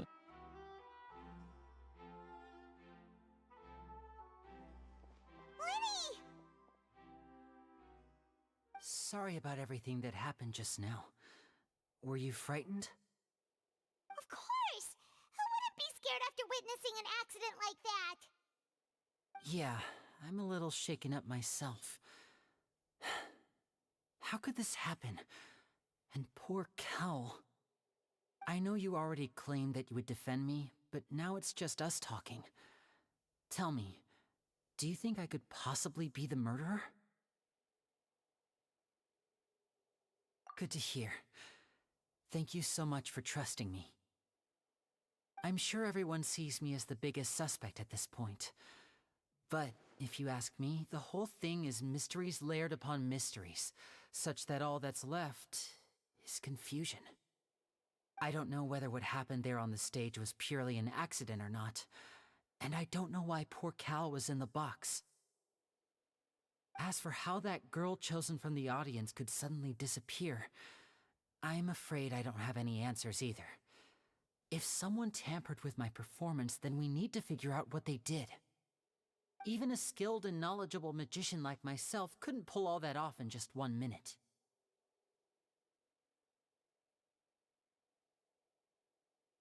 Which is precisely why we need to investigate! As this book says, the impossible could not have happened. Whatever happened must have been that which is possible. Where did you get the glasses? Paimon bought them when we were reading at the bookshop in the city earlier. Pretty cool, huh? Don't worry, Paimon used her own savings to buy them. It wasn't from our travel funds. Or. I think they look cute on you, Paimon. You have good taste, Lynette. That's the right attitude. Feeling depressed isn't going to help me now. I need to get back to my normal self. But with the guards watching our every move, it's going to be especially difficult for Lynette and I to prove our own innocence. Good thing you agreed to be our attorneys. Thanks for that. We'll be counting on you. Yes, thank you so much. Yeah, just leave it to us. Oh, since we're going to start investigating, Paimon has a question first. Where did Lynette go during the performance? Ah, well, I'm afraid that would involve some of our essential trade secrets as magicians. The secrets behind our magic are past saving, Linny. I suppose you're right. The truth behind our tricks is going to be important evidence that will be weighted during the trial. 'Tis truly a pity. As a magician, our magic show is a work of art. We've poured countless hours and spared no effort in perfecting it. But if revealing our secrets will help you uncover the truth behind what happened, then it will be well worth it. We should go somewhere else if we're going to discuss our magic tricks. We'll go speak with the guards, and in the meantime, you can go investigate the stage and the seating areas. Alright, let's go have a look while the investigation teams are still here. Detective Paimon is on the case!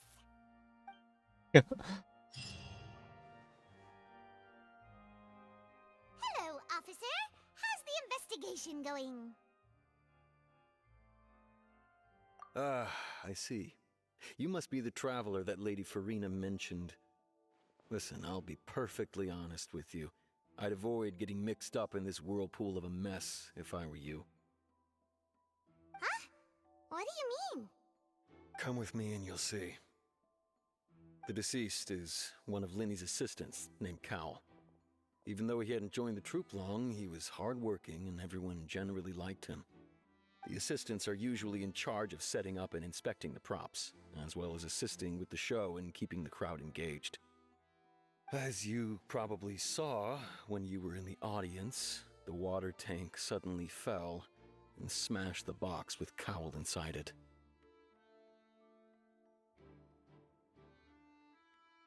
This is the real mystery. We've already searched the scene and were unable to find any traces of the girl. However, if you look carefully, the box was positioned directly under the water tank. The ropes holding the tank were then burned by the pyrotechnics on stage, causing them to snap. All these factors lining up so perfectly makes it hard to see this as a mere accident. If anything, the more logical explanation is that the whole incident was intentionally planned, and Linny is the most likely person to have access to all these areas. But he doesn't have a motive. Are you both good friends of his? Well, you can't say we're good friends, but we've known each other for a little while. So in just a short time, he was not only able to win your trust, but even convince you to act as his attorneys. I know there's no such thing as magic. The real trick of a magician is holding the audience in the palm of their hand. I've seen a lot of cases, and I can tell you that people are the least reliable kind of evidence. Sorry, I tend to be pretty straightforward. Just know that I'm warning you for your own good. Anyway, you may investigate the scene of the crime yourselves if you're curious. Who knows, maybe you'll be able to come up with some new evidence.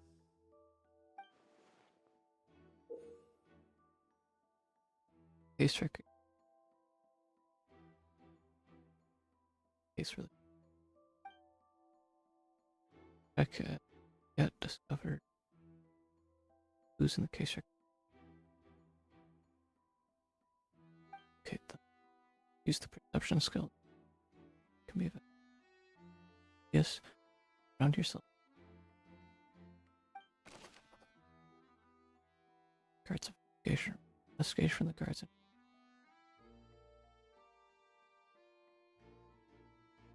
Water tank causing kill count.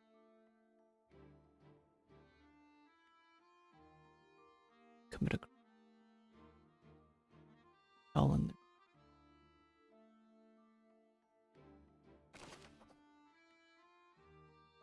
Ceased his coward. Job with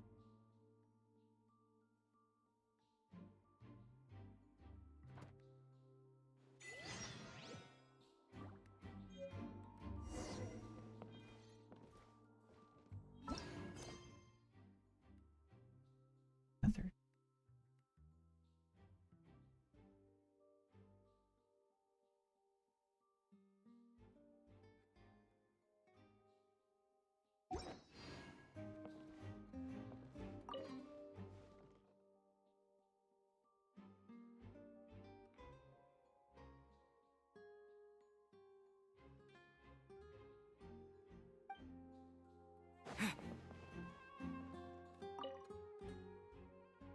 Broken magic box was.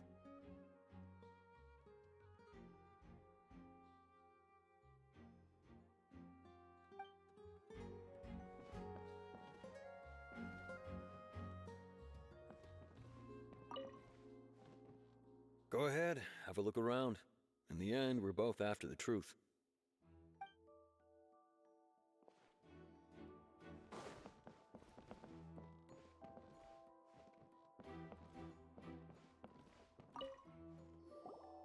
So this is the rope that broke and caused the water tank to fall. The rope looks pretty durable. How can it be burned through so quickly by fireworks?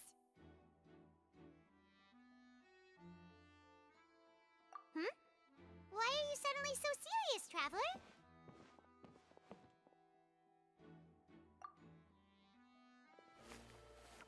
Whoa! Look! This bit is made from different material! Most of it was burned away, but there's still a little bit of it left. Huh. So if a rope meant to hold something was made with that kind of material in it, then that means...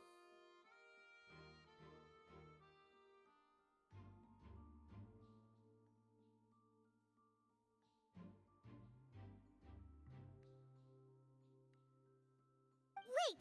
Why don't you write all this down? Let's take notes! Josh wrote this.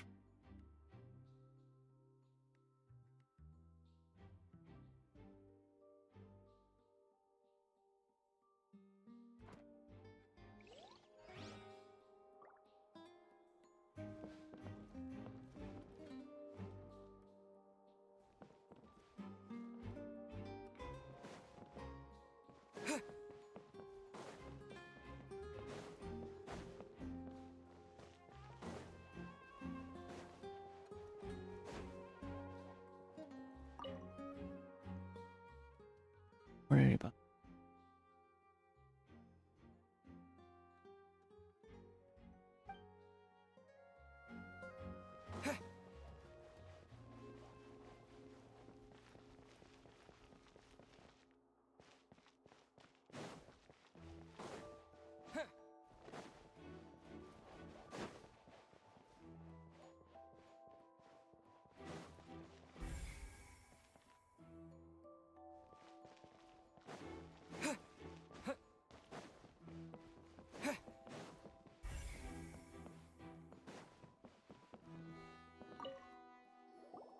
Hello there. What are you investigating? Oh, this location has also been cordoned off because the Magic Troop members are currently considered prime suspects. The investigation team is still collecting evidence. The seats were all booked in advance, so we were able to deduce the missing woman's identity by checking the guest list. Sure, it's not like this is confidential information. We will publish it later anyway when we petition the public to help us find the missing person. Her name is Halsey. She's a painter from Fontaine who's made a bit of a name for herself. Apparently, she wasn't a regular at the Opera House, but she'd been feeling some pressure with her work lately, which made her decide to come see the magic show. The Magic Troop members all claim not to know her, and we have looked into her social connections. It seems that she has no personal grievances or conflicts of interest with the suspects. Simply put, she wasn't related to the Magic Troop at all, which matches the features of the previous serial disappearances. Were the victims of previous cases also chosen at random? That's how it seems to us, in any case. Apart from the fact that they were all young women of around the same age range, there really weren't any other connections between them. Okay then. No need to be so formal. If you do happen to see the missing girl, please be sure to contact us. It is of utmost importance that we get to the bottom of these disappearances.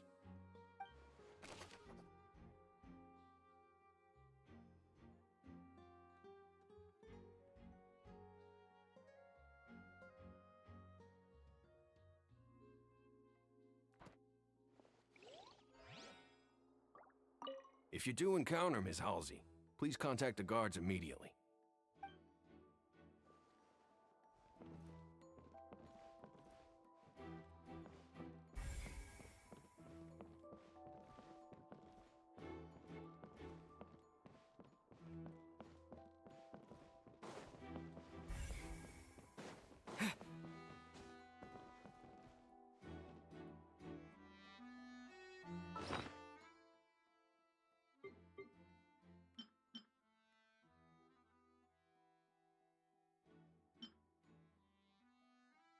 Whoever the murderer was, they must have made preparations well beforehand. Why would it be him? How strange. Gosh, no wonder the serial disappearances never got solved. This rope was obviously tampered with.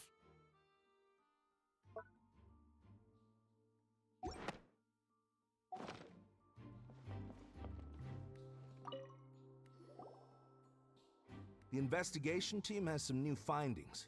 Turns out there's an issue with the random number selector after all. See, I told you. What if the machine picked some big guy's seat? You think the murderer would have still made his move then? Sorry to interrupt, but we're helping Linny and Lynette with their side of the investigation. What were you saying about the number selector? There's something wrong with it? You're trying to help them? That'll be a tall order.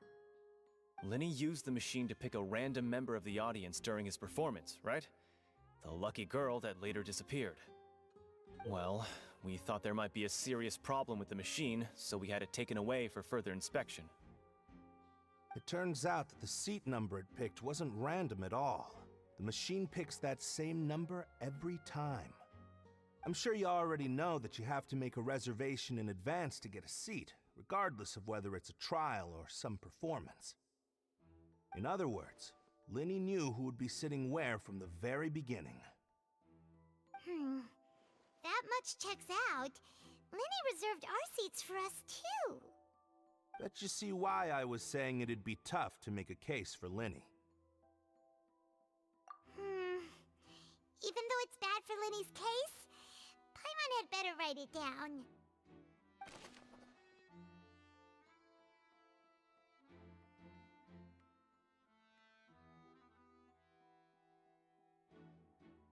There at least.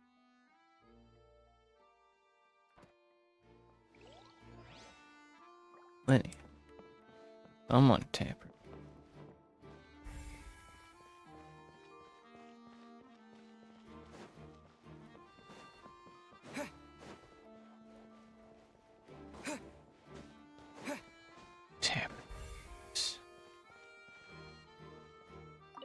Lenny's still talking to the guards.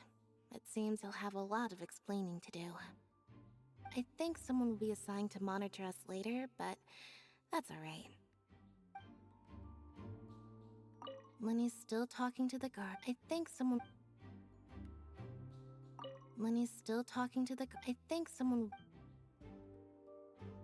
Lenny's still talking to the guard. I think someone will be... Lenny's still talking to the guard. I think someone...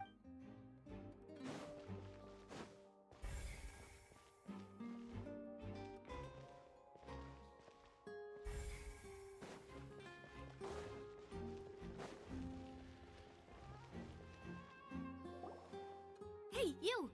Yes, both of you! Over here! I've been keeping an eye on you for a while now. Her bodyguards, dude. Huh? You mean us? That's right. If I'm not mistaken, you're also among those who wish to cut down the thorns and pursue the truth. No? And by the looks of it, you're not from Fontaine. Well, you're right on the more about that one, but who are you?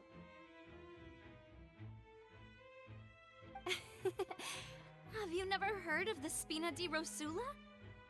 From mediating disputes and providing protection to solving conundrums, you name it, Spina di Rosula does it. And I, Navia, have the honor of being its renowned president.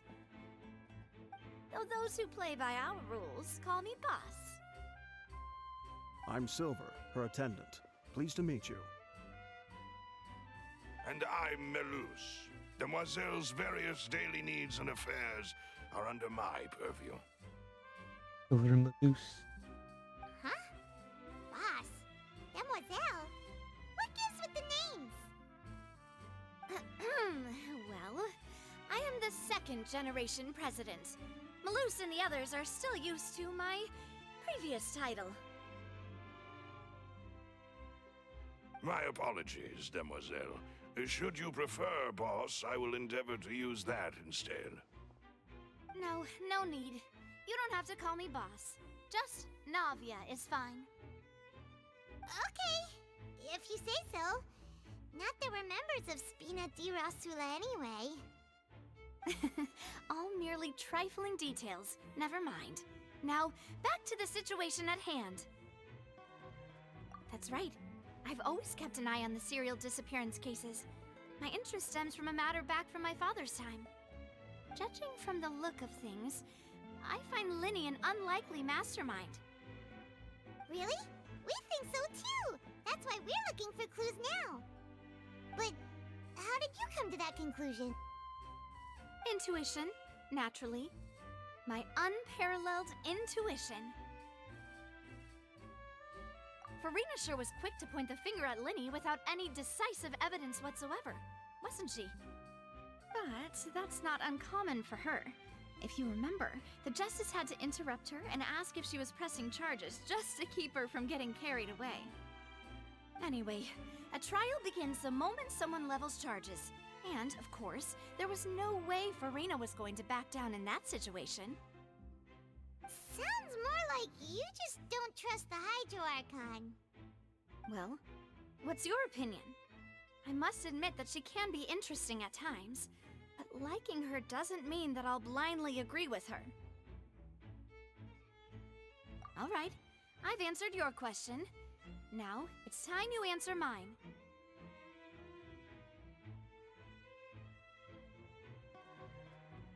Wait a minute, did that answer count? Well, I say it does. But don't worry, you won't hear any pointless questions from me. In your opinion, do you think it's right to treat a trial like it's an opera? Well? And why would that be?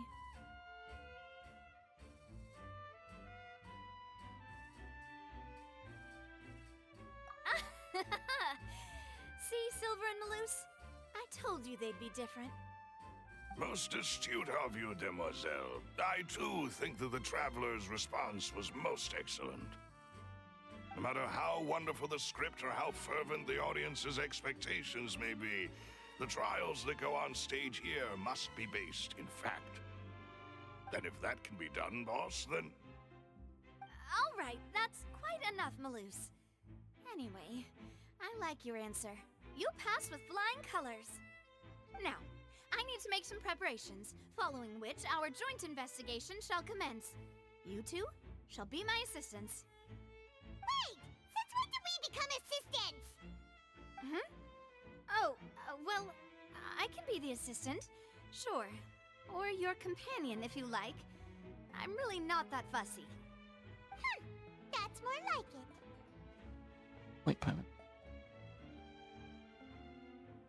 Far be it from me to brag, but I believe that Demoiselle's intuition will be instrumental in uncovering the truth. You wish to save a friend from false accusations, and we wish to unravel the disappearances. In this sense, our goals are aligned. You have a point. You're quite the talker, aren't you, mister? And what about you over there? What do you think? You seem like you've got something on your mind. I have nothing to add. Oh, alrighty then. We'll be making some preparations first. Just be sure to let us know if they start revealing Linny's tricks. Thanks!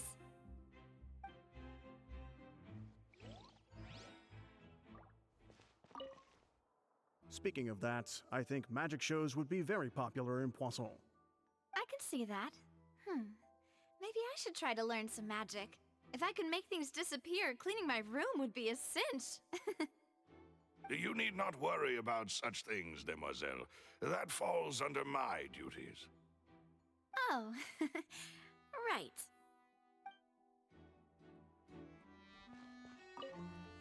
Speaking of that... I can see that. Maybe I should try to learn some magic.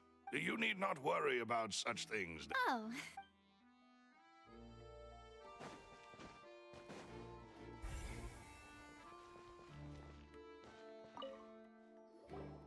Sorry, but no one can freely enter or exit the Opera House at the moment.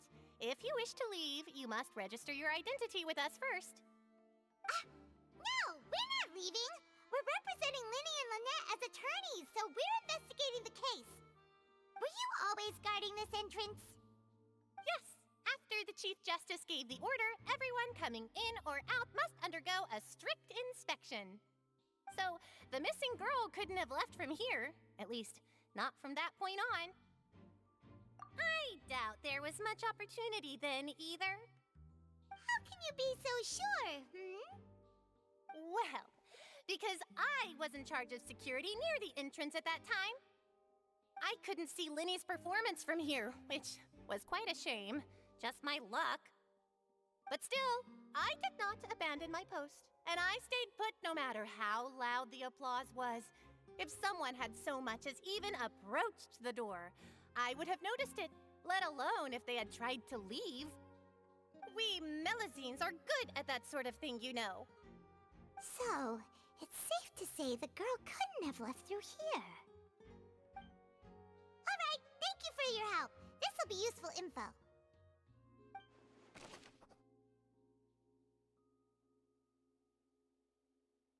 No one left the opera house during the magic show. Cards.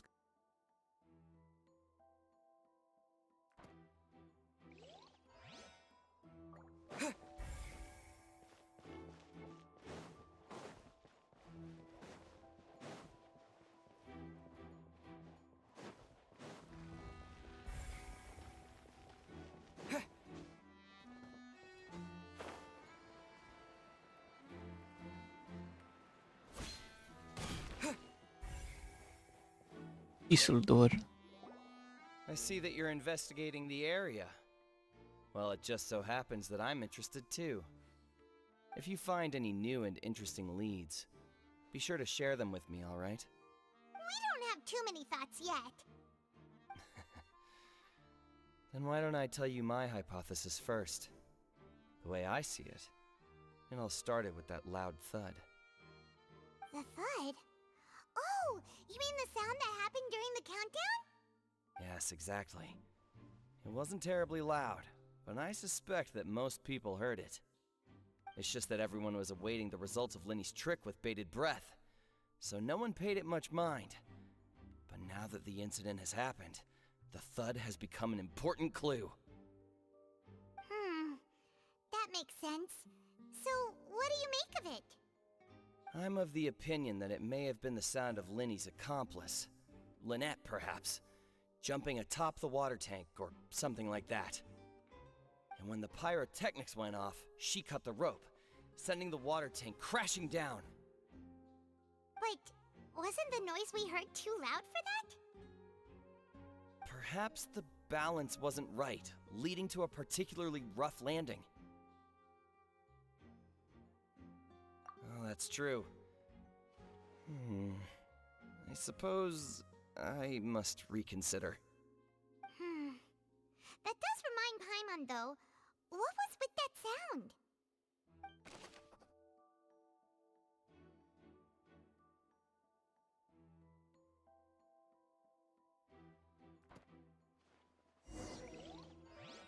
We've checked everything of note here at the performance venue. Paimon wonders how Linny's discussion with the guards is going. Let's go see, shall we? Ooh, things are getting interesting, huh? We're about to see how magic is made. Could it be that I didn't see it happen?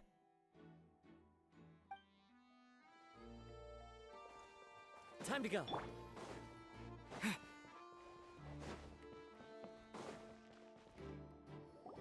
Understood. Then I will be going with you. Just so you're aware, I will be monitoring your actions and making notes as necessary. Very good. Thanks for being so agreeable. I'd pull a rose out of my hat as a gift for you if I could. You may spare the pleasantries. I'm just doing my job.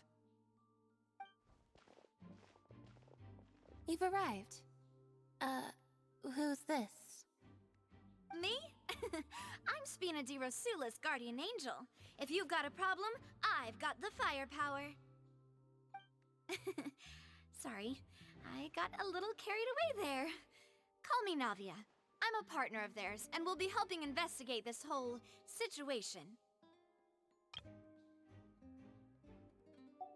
And these are my companions. Would you mind if they join as well? Fine by me. Oh, new helpers?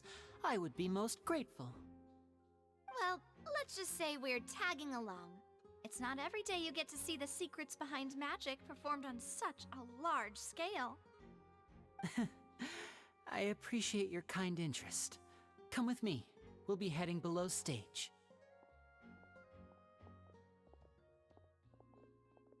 Huh? Below stage? Yes, a world of secrets is hidden beneath this magic box, prepared specifically for this switcheroo trick. But before I reveal everything, you should have a look first. Notice anything strange here?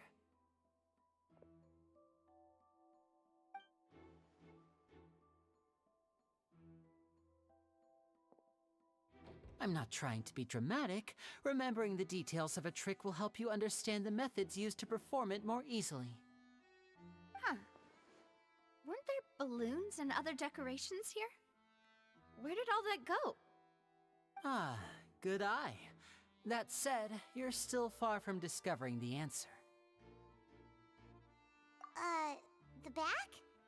You mean the inside of the door? What's different about it? Paimon didn't notice anything. Very good indeed. I thought you might not be able to catch that, given that you were sitting in the first row. The back of this door was patterned. Those patterns are now gone, replaced by a smooth wooden board. So, if you put 2 and 2 together, what do you get?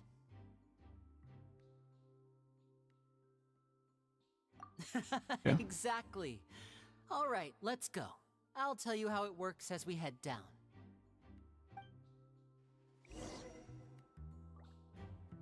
Oh, so there was a passageway under the magic box! Passage. I knew you'd figure out most of it as soon as you saw this place. The 2 magic boxes are positioned right above the 2 entrances of the tunnel. See this flatbed trolley? The box with the lucky audience member in it would be shuttled over to the other side using the trolley.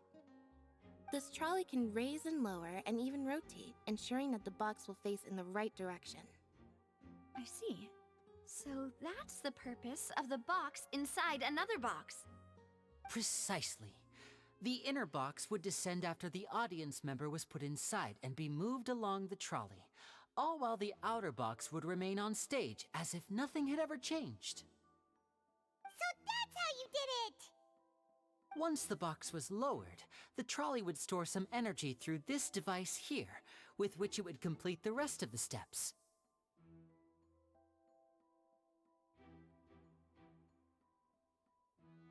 The audience member would only be able to feel some slight movements in the dark, and by the time she walked out, she would already be back on stage.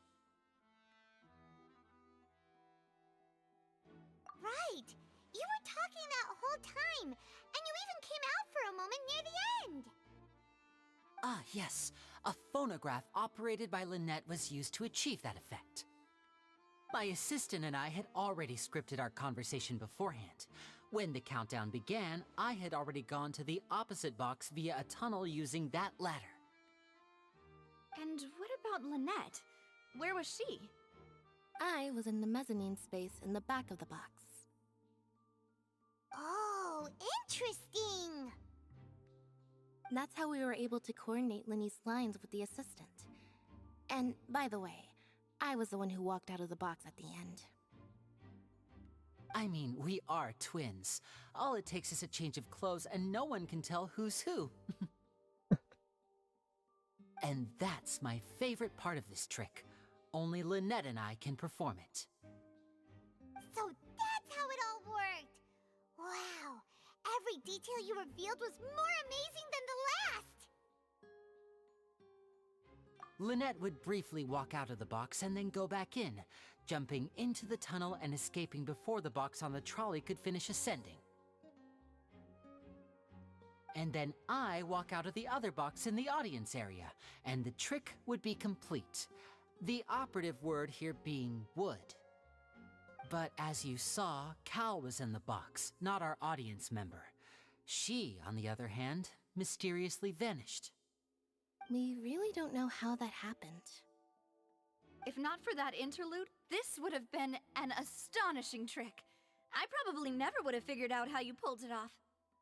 And yet, to think that someone was able to use this magic trick to commit a crime. Could we have a look around? I think we can come up with some more leads. This is the scene of the crime, so Linny and Lynette are not permitted to stay here. I'll escort them back up. Yes, of course. No need to be so strict now. I won't disappear into thin air, you know. Thanks, everyone. We're counting on you. Build a count.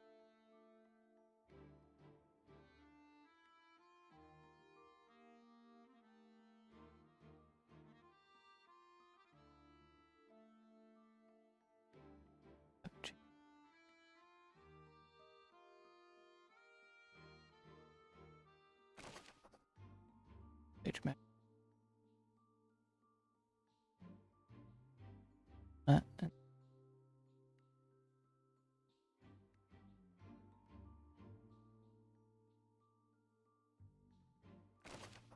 audience magic box set.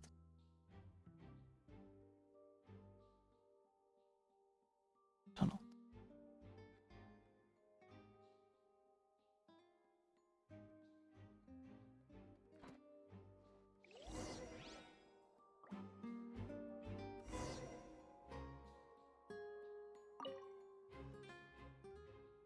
Be the control device for the trolley.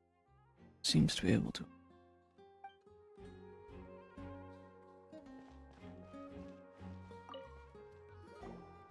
The floor is wet. Please be careful not to slip. Speaking of which, why would there be water here? Oh, Paimon knows! It's one of those tricks where you pour water into a jug and then flip the jug over only for the water to disappear?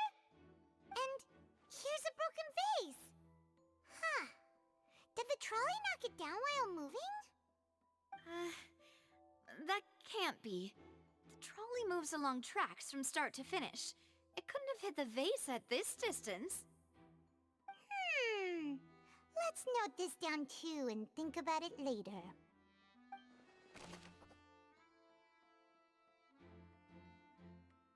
Tunnel.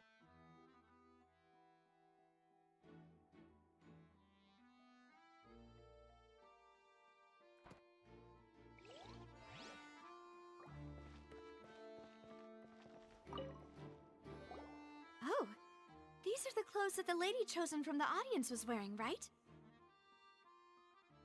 Her clothes are here, but she's nowhere to be found. Right. And do you really need to do that if you're kidnapping them? Ugh, this is so confusing. Paimon doesn't want to be a detective anymore. You get the.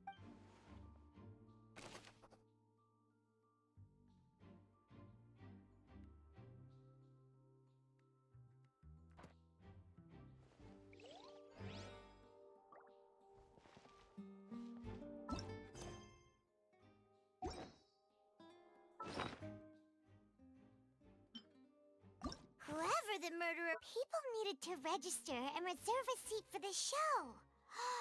That, combined with this number selector, could allow you to pick a young lady instead of some old fogey. Paimon doesn't get this at all. You think about it for a bit, Traveler. This flower vase is probably a prop for the show. But it also could have been used in the crime. Why would it be him? We all heard that noise, didn't we? The performance would not have been visible from where the doors were guarded. If Paimon were on duty, she would have snuck back into the audience seating. Well, there was no chance Paimon could have seen that the box had 2 layers. And that's why only the 2 of them can perform this trick. Digging a tunnel just for a magic trick? Whew, that must have been a lot of work.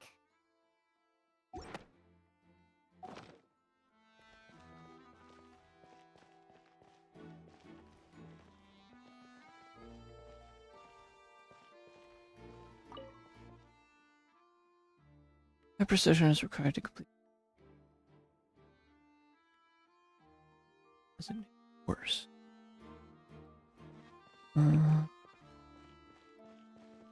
And storage boxes. All kinds of props and costumes are haphazard.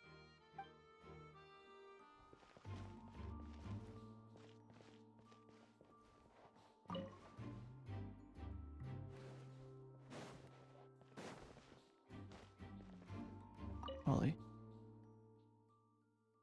Trolley is crucial for transporting the magic.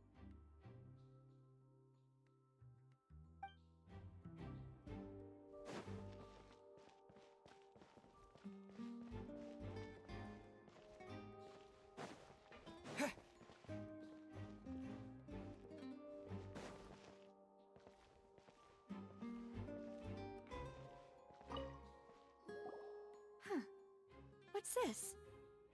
Looks like a hook tied to the end of a rope. Huh? There's all kinds of odds and ends here.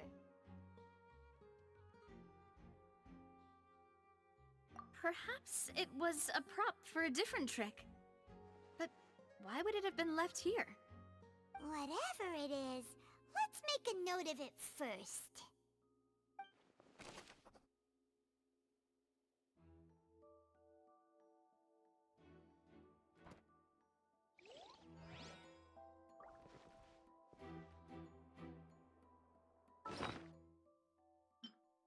Why would it be? This is probably a prop, too. Oh, looks like it could hook onto a lot of things. Like the Traveler's fishing rod!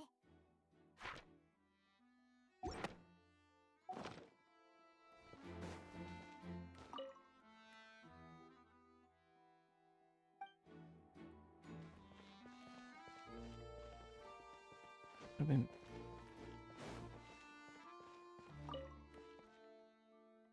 better base.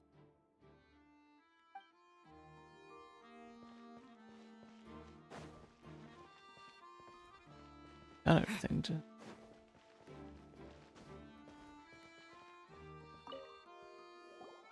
What is this place? It seems someone could fit through here. Huh. Could this have been the suspect's escape route? Alone, perhaps. But if they had to pull another person with them, the space would be too narrow. But there are no other ways in or out of here.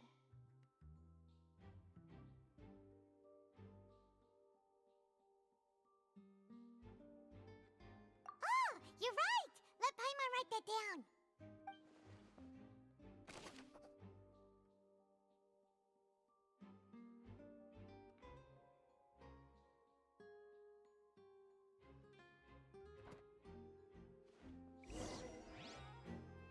Seems we're just about done investigating down here.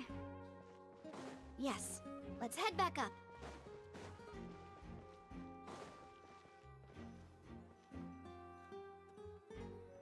Letter. Letters are.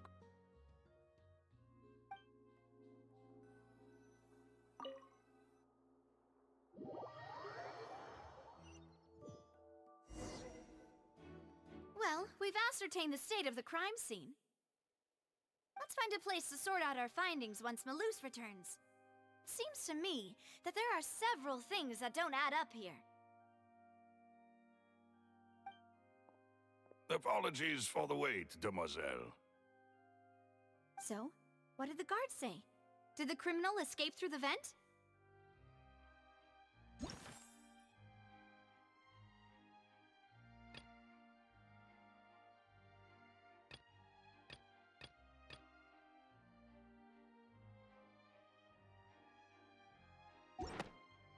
They believe the odds of that are very low, since the vent leads to the Opera House's basement. The guards have checked the area carefully. No one left through the basement during the performance or after the incident, and no one was found hiding there.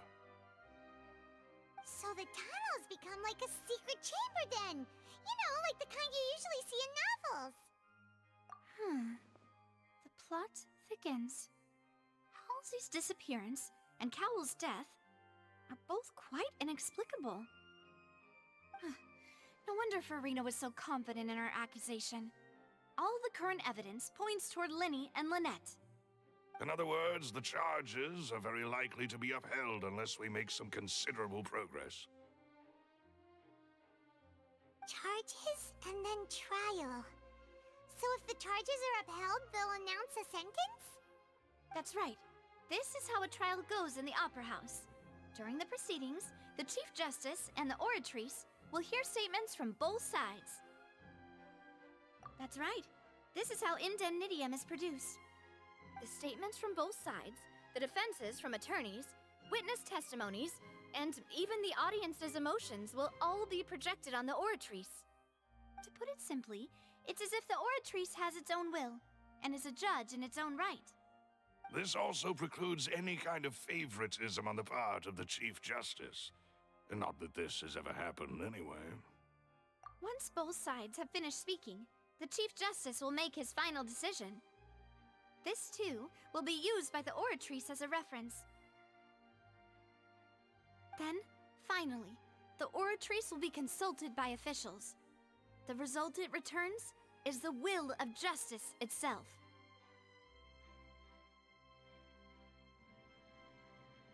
Huh? So that machine is the one that actually decides?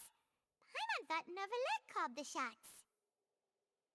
In practice, there is very little difference. Both have always come to the same judgment, which is why people have great faith in the Chief Justice. Ah, yes, the guards also asked me to convey that none of us will be allowed to leave this place before the trial. Huh? Why? Because we've chosen to act as the twins' proxies. That makes us persons related to the case. Proxy. They're concerned that we might be colluding with outside parties, or that we might find outside help to disrupt the case. And even if that were not so, it could prove problematic if we happen to spread key information about the case ahead of time. I'm ready to break out at any time. Whoa! There's no need for that! Paimon thinks they have a point. That said, are they providing food? Of course. I just hope you don't mind the lack of options. I'm afraid that catering to all tastes is not in the cards, nor is any guarantee of balanced nutrition. In that case, let's just sort out our findings together here. Pity. I was hoping to take you to try some of Fontaine's famous desserts, too. I mean, what better way to properly think through our findings than over some tea and sweets? Huh. Breaking out suddenly doesn't seem like such a bad idea after all.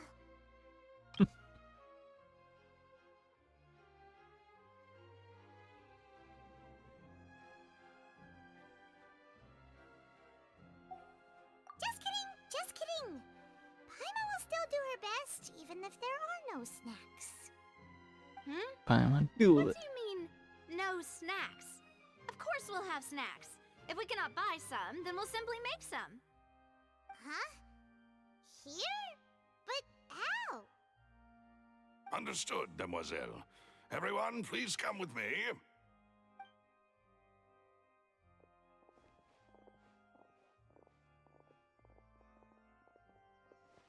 Wait, you're carrying a portable stove with you? Yes, I must be prepared to meet the Demoiselle's baking needs whenever the fancy strikes her. I have eggs, sugar, and almonds at the ready. Good work, you two. Then I'll get to it. Please sit tight for a moment. You'll get to taste my awesome snack soon enough. These three are quite the interesting group.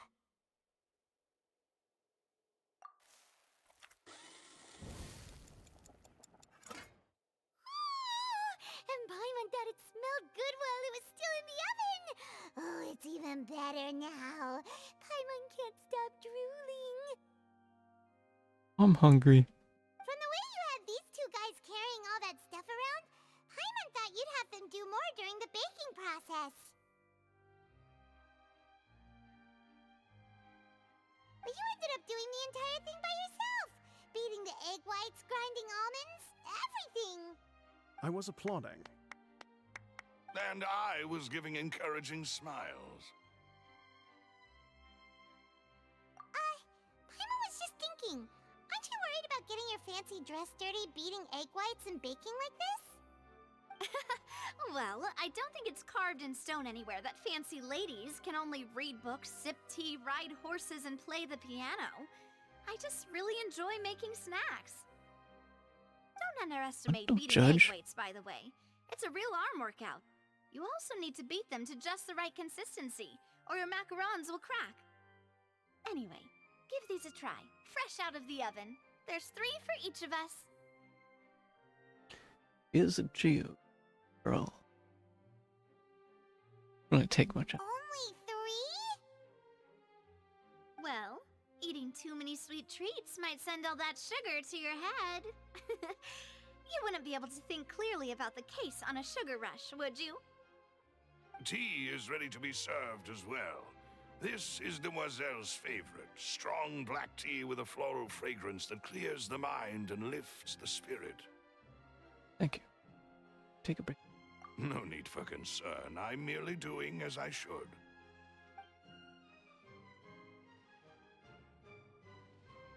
All right then. Down to business. As Paimon mentioned previously, the tunnel seems to be something of a secret chamber.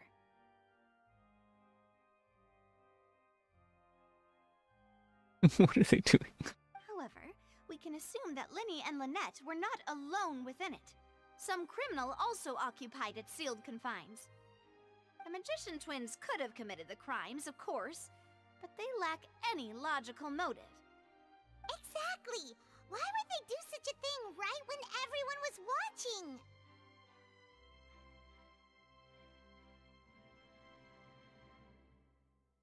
The flower vase and the thud we heard during the performance could indicate some altercation between Halsey and the criminal in the tunnel, resulting in the shattering of the vase, the discarding of her clothes, and her abduction.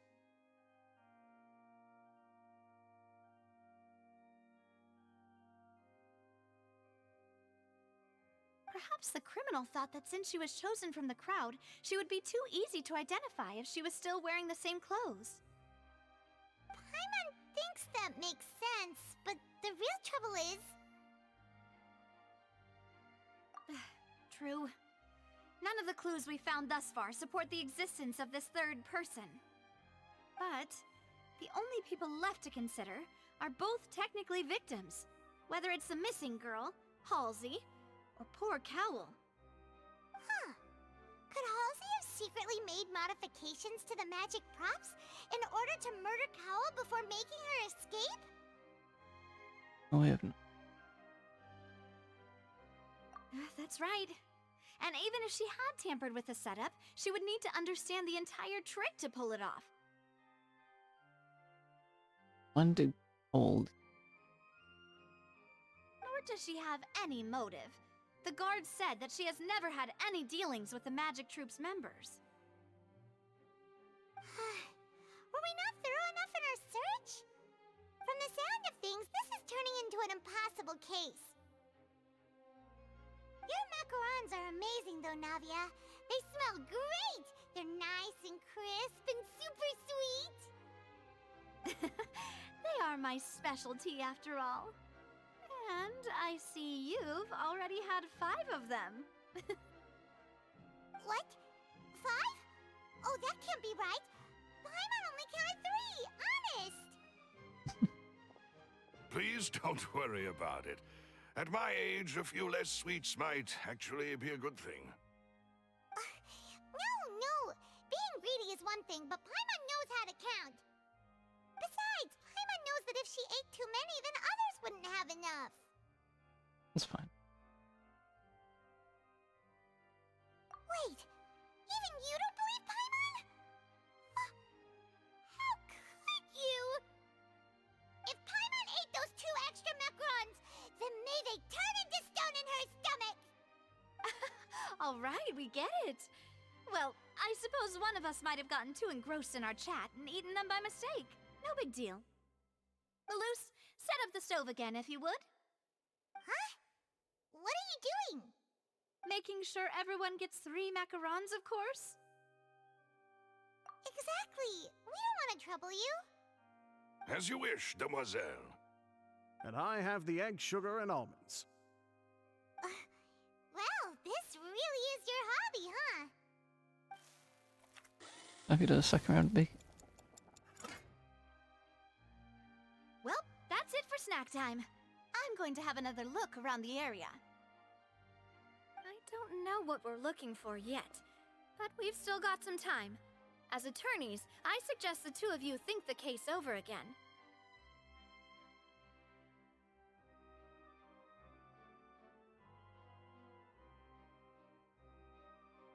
It would be awkward if you got all tongue-tied on stage during the trial. Alright, thanks for your help, and for the snacks. It was nothing. A small task for the Spina di Rosula. Silver, Malus, it's time to go. I'll be back if I find anything new. Blood of third.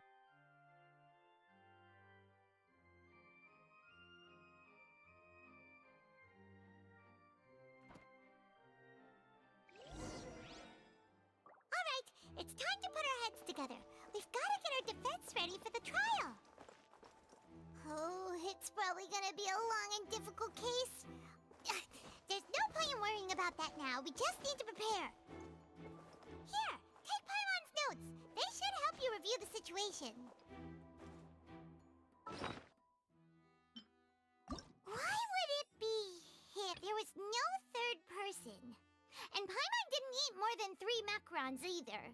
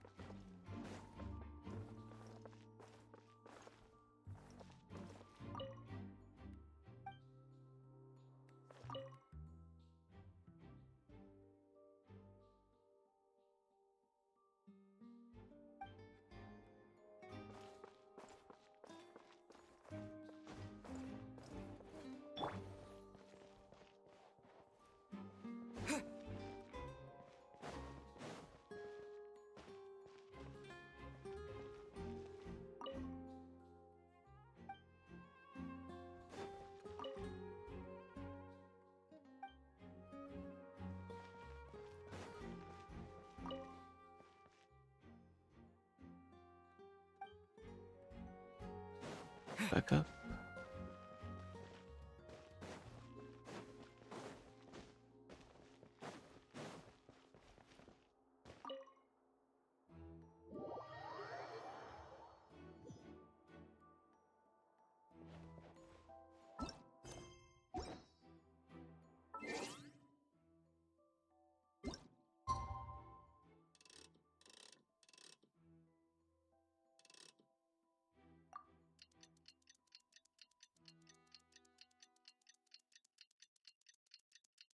It's about to go down. What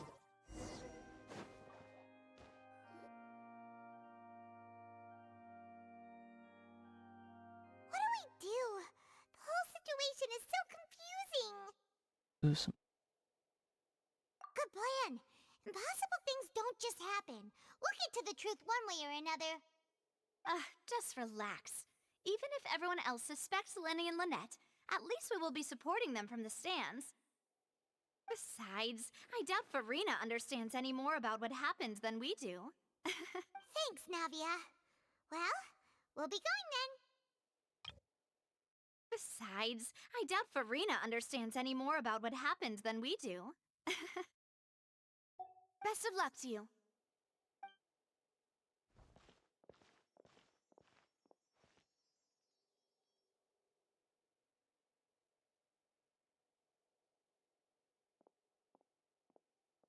Ah, finally, you're back.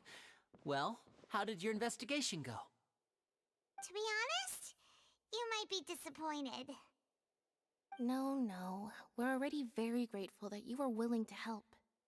Well, now, don't you all look disappointed? Don't tell me that your investigation came up empty-handed. That was to be expected, of course. The guilty can never produce proof of their innocence. But don't let that stop you. I shall be terribly disappointed should you, my most anticipated foe, concede so easily. You wait. Since both parties are present, I declare that the trial regarding the magic show incident is now in session. Firstly, in order for the audience to understand the causes and results of the incident, could we please have Mr. Linney explain the trick? Yes, of course. I will explain while Lynette demonstrates on stage. All the necessary items have been prepared. Very clearly reveals the Thank you, Mr. Linney. In that case, I take your statement to be that you ran to and remained hidden within the magic box in the audience stands once the trick began, and thus could not have committed the crime. Is this correct? Yes, that's correct, Your Honor. In that case, I call upon the prosecution. Lady Farina, do you wish to refute his statement in any way? Why, of course I do. Allow me to take the first shot and break this case wide open. Mr. Linney is clearly lying. There is no way you could have been in the box the whole time if you were to abduct Halsey and murder Cowell. In fact, I'd say you were hardly in that tunnel at all. That is simply your hypothesis based on the presumption that I'm guilty. Oh, is that so? And if I may ask, what did you hear while you were inside your box? The roaring countdown of the crowd, of course. That's how I kept track of the time and built anticipation for the finale. And you didn't hear anything else at all? Nothing that might leave an impression of any kind? No, nothing. I see. But when the count reached 30 seconds or so, there was a thud. One so loud that I believe practically everyone heard it. Huh? Hey, hang on. Something's not right here. Nina. Yeah, I'm sure he could have heard a noise that loud from inside the box. I was right by the box and I definitely heard the thud. Look at those scales. Could those mean...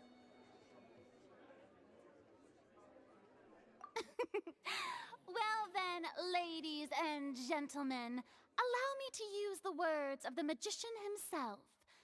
You never know what can happen in the blink of an eye. Indeed, it seems his alibi can also collapse in the blink of an eye. Of course, I have armed myself to do far more than smash your alibi. Confidence cannot go unfounded, and my foundations are rock solid. Tell me, aren't you and Lynette actually from the House of the Hearth? The House of the Hearth? Tui. No wonder they did something like this. So the serial disappearances were the Fatui's doing. Now it all makes sense. I've got a feeling that what happened on stage probably wasn't just an accident. That's irrelevant. Our identities have nothing to do with what happened. Indeed. Then perhaps you could tell us everything that happened during that 1 minute. Your first priority is to prove yourself innocent after all. I'm sure there is little that needs to be kept secret now. Unless your script already has holes in it.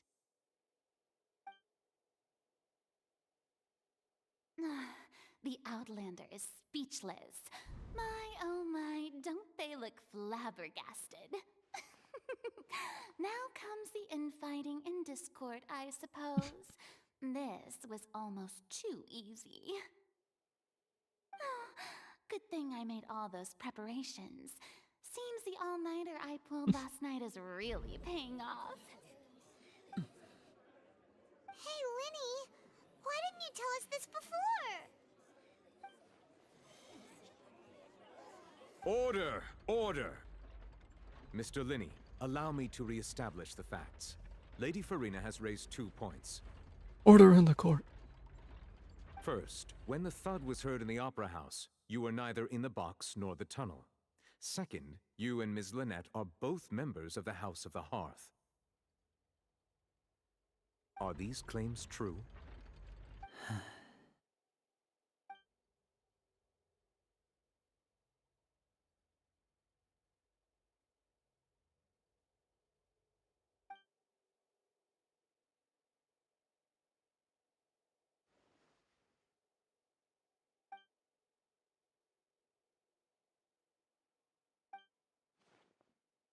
Please answer my question, Mr. Linney.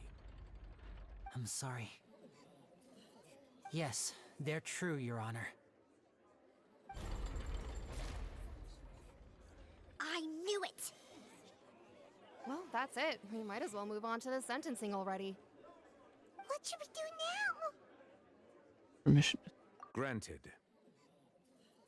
I as well.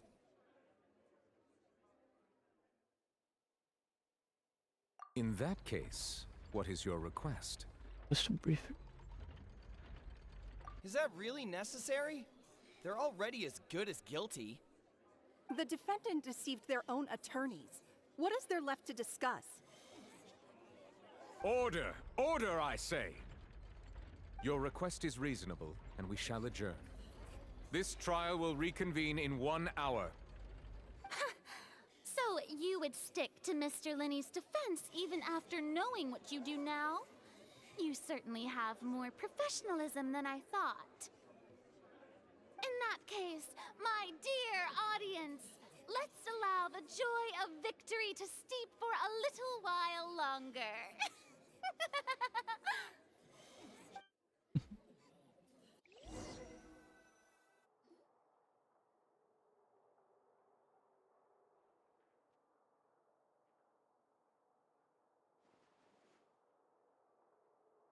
Well, this is awkward.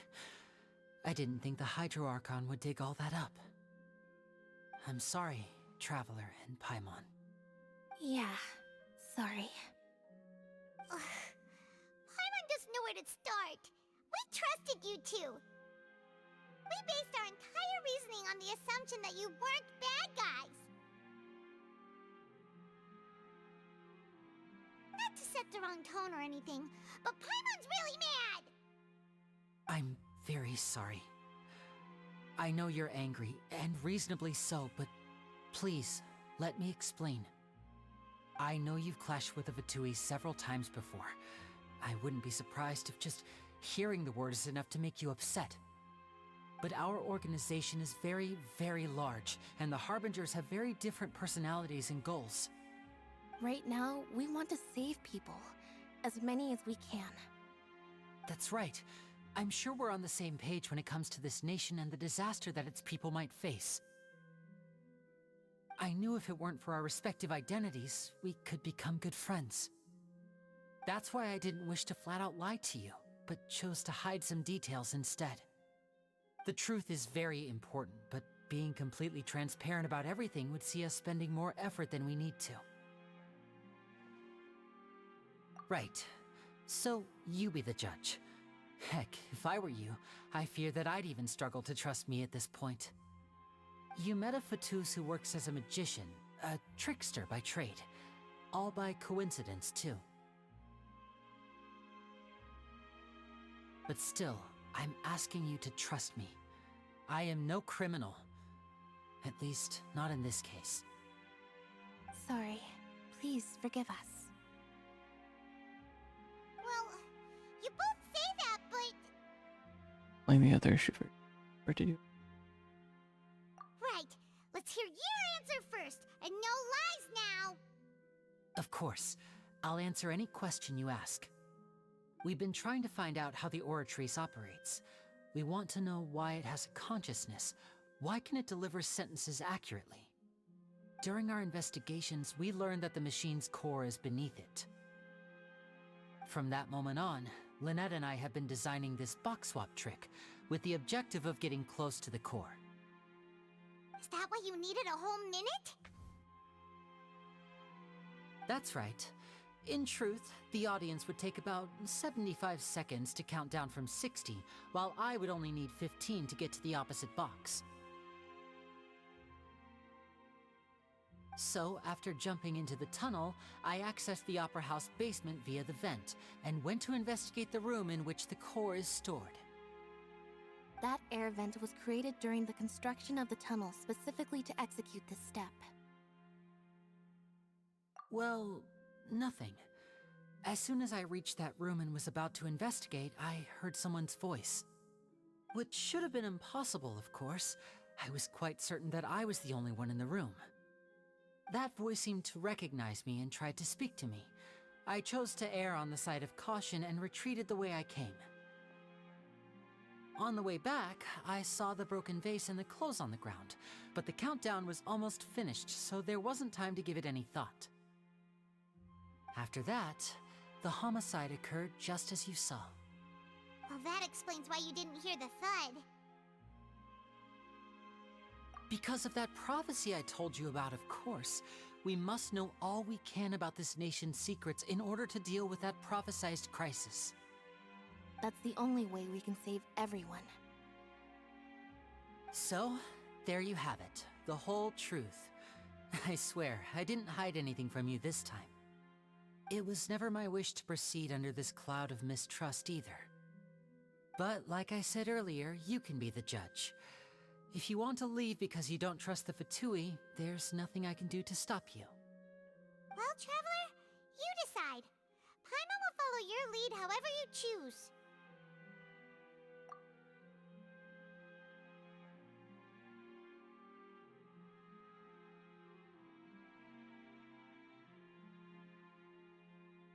Okay, thank you. Thanks for giving us a chance. The current problem is that the scales are tipped pretty badly against you two. If we want to refute the Hydro Archon's accusations, we're gonna need a seriously watertight defense. Huh? Oh, Paimon thinks she gets what you mean. Then he claims that he...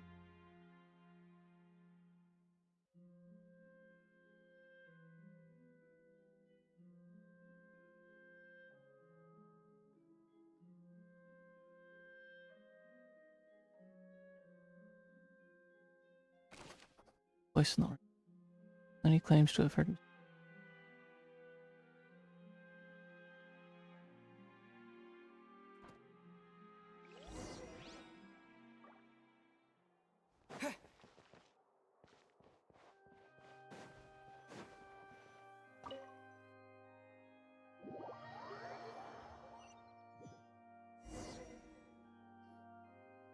Brief adjournment ends.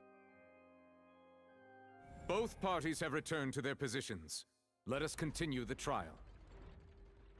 When last we left off, Mr. Linney acknowledged the new evidence presented by Lady Farina as fact. Therefore, Lady Farina may continue stating her reconstruction of the events. Ugh, that took long enough. Now then, if everyone would lend me their attention. At this stage, let's revisit that scene from Linney's perspective. Based on the opposition's defense, use evidence and clues obtained during the investigation to any assertions acting. Use your refutation.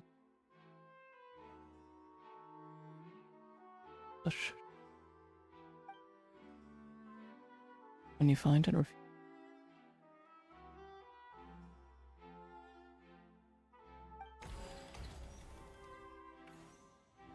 As the countdown began, he entered the tunnel. When the flatbed trolley passed, he opened the box and got into an altercation with Halsey, which caused the loud thud. He did not realize that this sound could be heard by everyone in the opera house, which is why he claimed earlier that he could not hear the sound. Finally, he used the vase to knock her out, before making her change clothes to prevent others from recognizing her. At this time, Cowell arrived in the tunnel, having heard that strange noise, and caught Linney red-handed. So Linney proceeded to knock him out too before stuffing him into that box. Afterward, Linney passed the unconscious Halsey to his accomplice through the magic box in the audience stands, before operating the devices such that Cowell's death would be ruled an accident. So I can understand where she's coming from. Not true. And there you have it. That's the truth behind what happened. Does the defendant's side have any objections to Lady Farina's description of the events? The key to refuting Lady Farina is the order of events, what Linney experienced, and what he saw.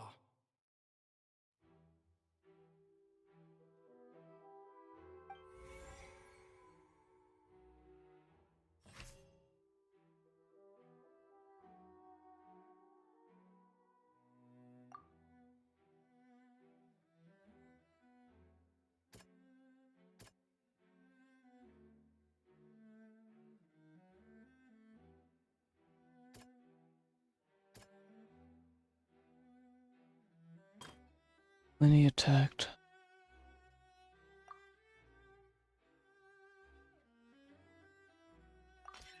According to Linny, he left via the vent after entering the tunnel. He couldn't have had that altercation with Halsey.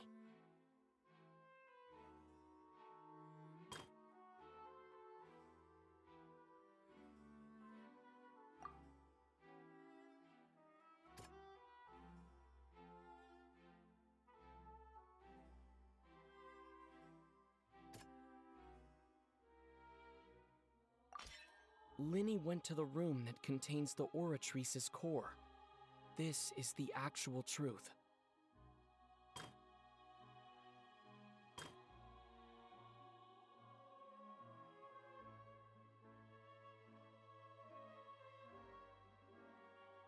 All locked in.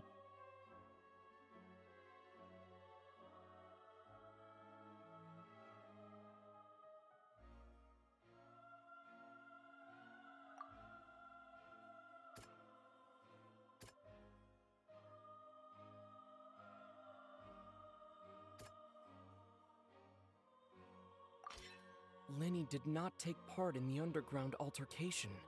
He only witnessed traces of the aftermath. Attention! Ace Detective Paimon has something to say! When the countdown started, Linny did indeed go into the tunnel.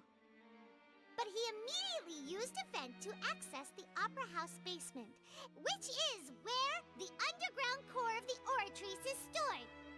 Once he reached that area, he heard a voice in what should have been an empty room. Since he felt something was amiss, he returned immediately.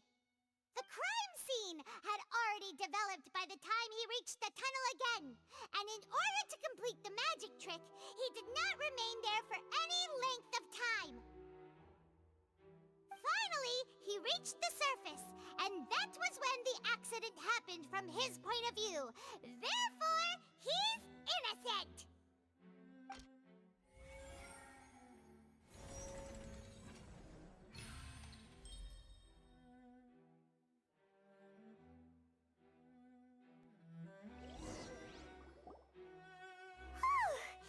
Paimon did it! Paimon actually managed to say all that! Wasn't it awesome? In other words, you believe that he knew nothing of the incident? That's right!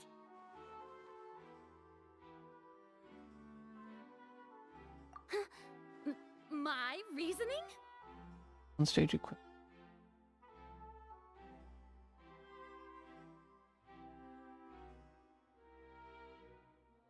If that's the case, then if Cowell hadn't entered the tunnel, who was the entire setup meant to kill? Assuming that what you say is true, Linny only needed to kidnap the young girl to cause a new disappearance case. What would the point of killing someone on stage be? Oh, they have a point. That's right, you tell him! And that's why they're partners of mine. They've managed to turn things around.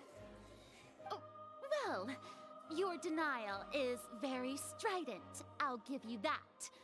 But what proof do you have to back your claims? Happened to. Oh, you refuse. Then he's out. Of course I do. If he had been in the magic box the whole time, how could he have not heard that sound? Why do you ask? You're saying that he wasn't? Name is now.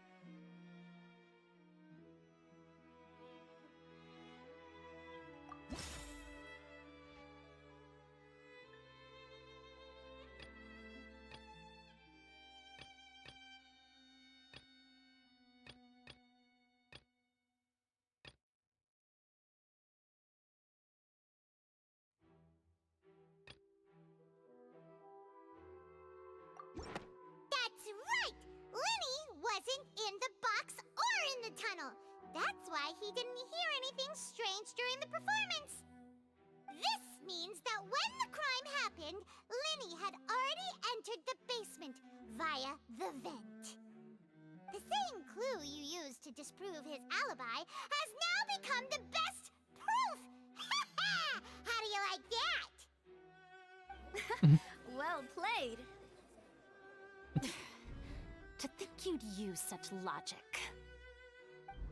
Well then, if it wasn't Linny who committed the crimes, then who was it? Select the gear icons. Select answers in all the empty gear sphere.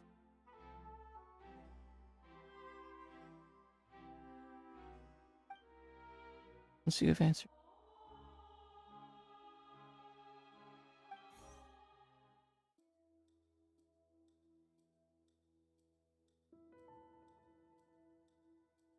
Guards investigation report indicates.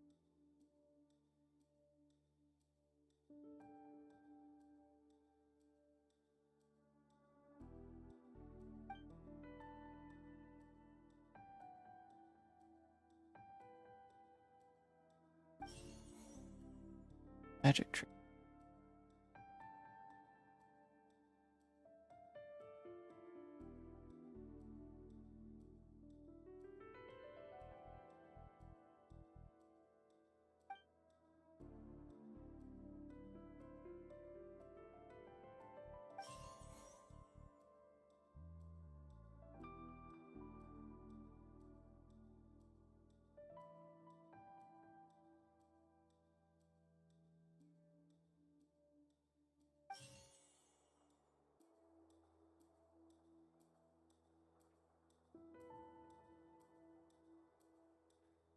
Could there have been a third person involved?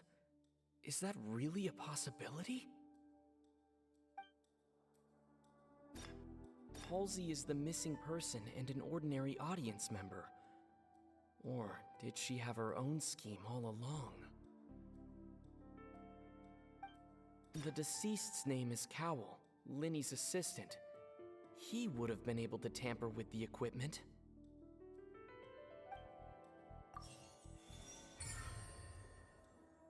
Hypothesis. Huh? That can't be right. Are you serious? The killer was, in fact, Cowell, the deceased! Oh, is that so? How interesting! Let's hear your reasoning then. What I must do next is recreate the truth. What Cowell did, and how he went from would-be perpetrator to victim. I think I'm starting to get this. All's playing the situation. Okay.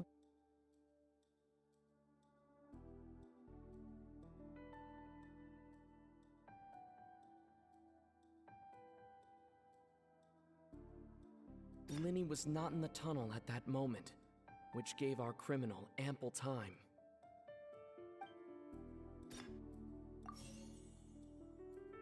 How can I prove that there was no? It would have been tough for both people to fit into that vent. They would likely have bumped into Linny as well. Halsey's clothing was in the tunnel, so there must have been some fear that she would attract attention. Who's the prime suspect? The sound we heard may have come from a clash between the missing Halsey and the criminal. No one entered or left the Opera House through its entrances, so where would the criminal have wanted to take Halsey? The deceased's name is Cowell, Linny's assistant. He would have been able to tamper with the equipment. Where did the missing out? It would have been tough for both people to fit into that vent. The sound we heard may have come from a clash. No one entered or left the Opera House through its entrances, so where would the criminal have wanted to take Halsey? It would have been tough for both people to fit into that vent. They would likely have bumped into Linny as well. No one entered or left the...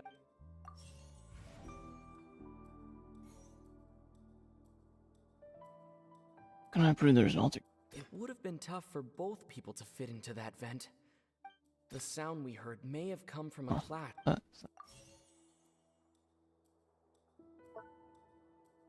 It would have been tough for both people to fit into that. The sound we heard may have come. It would have been tough for both. Cylinder?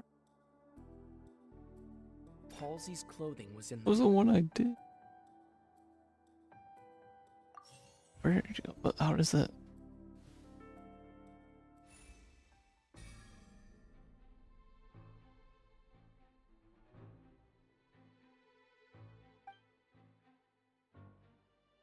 Owl had all the strange noise could likely.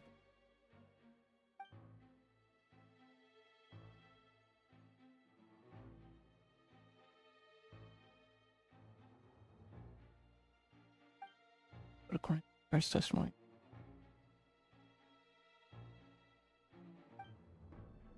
coming from the box would have been full view.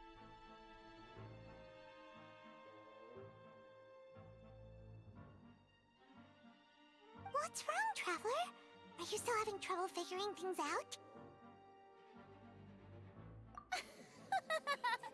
I see how it is. So this was all just a bluff. And here I thought you had something to show for it.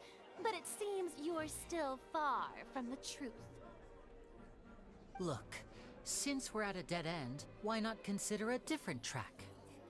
Just like the trick as it transpired, the end result must have been utterly different from the magician's initial design. If only we knew how Halsey disappeared. Well, that would be nice, but the tunnel only has 3 exits, and none of them seem very likely.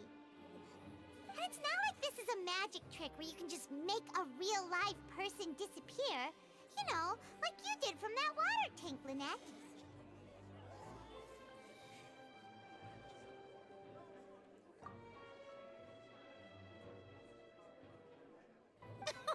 Excuse my interruption, dear opponents, but do you not see that the crowd is growing impatient? There is no greater sin in this opera house than an awkward delay in the performance.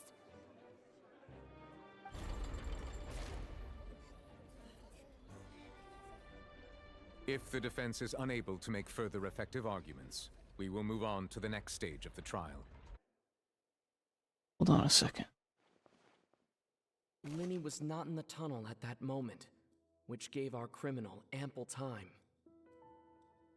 The sound we heard may have come from a clash between the missing Halsey and the criminal.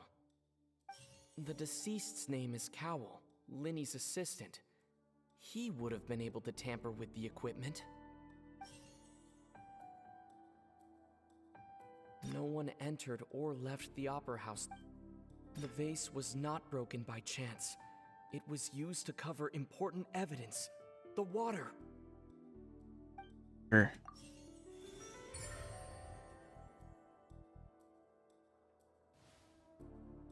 Paimon gets it! It all comes together if Halsey disappeared instead of being kidnapped. Lynette escaped from the water tank, vanishing gradually and leaving only clothes behind. If there's a similar method where a person could be transformed into water... Oh, just a moment, please. I do hope you know how preposterous you sound at the moment. How could a person ever be transformed into water? This is reality we're talking about here, not some magic trick. Emma calls person. Must we really? I should think that of anyone. Your friend Linny already knows this truth very well. Magic tricks are ultimately just illusions and misdirection. But Halsey's disappearance is very real. We're talking about 2 completely different things. Even so, I trust the Traveler's judgment. The truth must be out there somewhere. Perhaps some new line of reasoning may open if we try to gather all the focal points that don't make sense. Since Cal was the deceased, we haven't placed much attention on him. But given that we aren't making much progress with the case, it wouldn't hurt to have a look at his belongings, would it? People really do come up with all sorts of harebrained schemes when at the end of their rope. The way I see it, your suggestion that we broaden the scope of our investigation is nothing but a tactic for stalling the trial. Nevertheless, I believe that this is a reasonable request on the part of an attorney. Since the trial does indeed appear to be at an impasse, I believe that additional evidence may help us make more progress. Guards, please step into the lounge and examine the personal effects of the deceased, Cowell.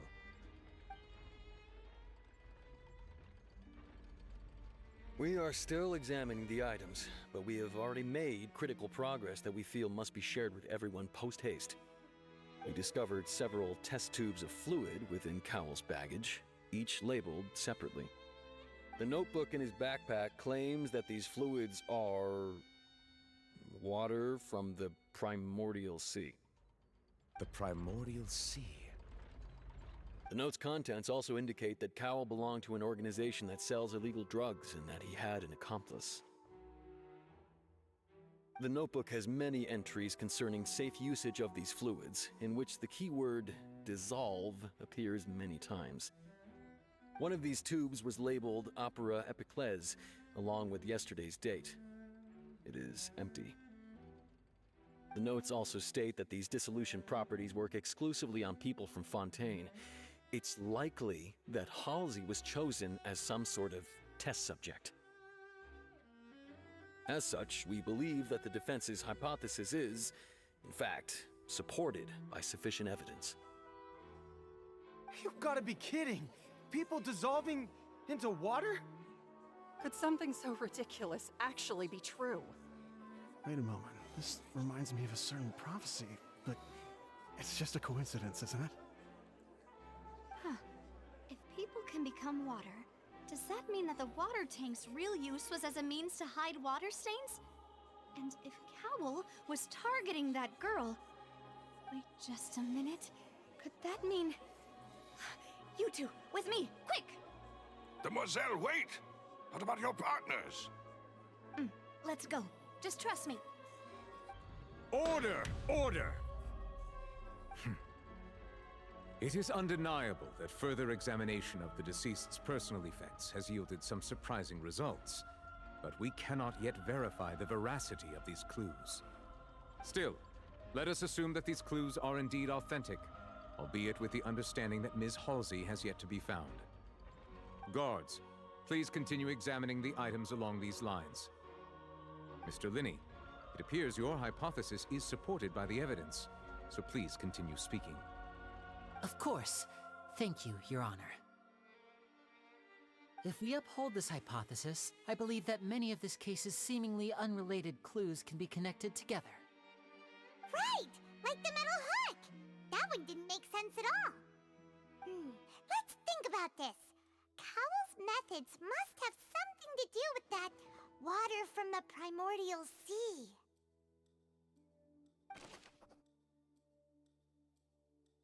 With the guard.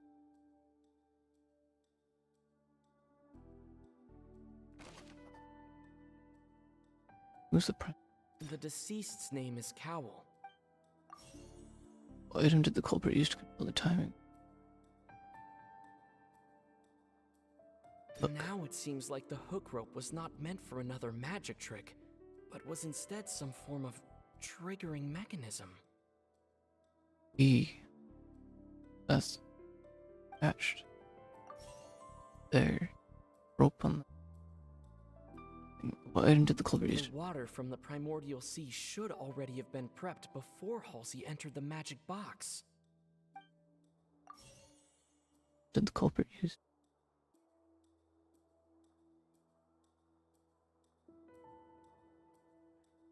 The rope that held the water tank up was lit by the fireworks and snapped. As such, the focus here is on the water and not the tank.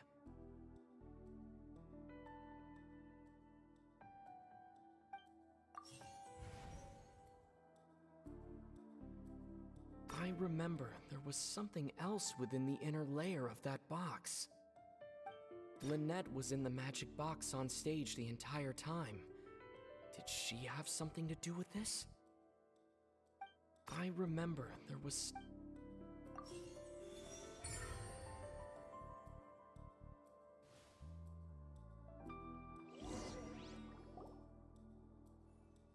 Ahem! It's Ace Detective Paimon's time to shine again! In the original plan, Cowl would tamper with the water tank rope and the number selector securing his target.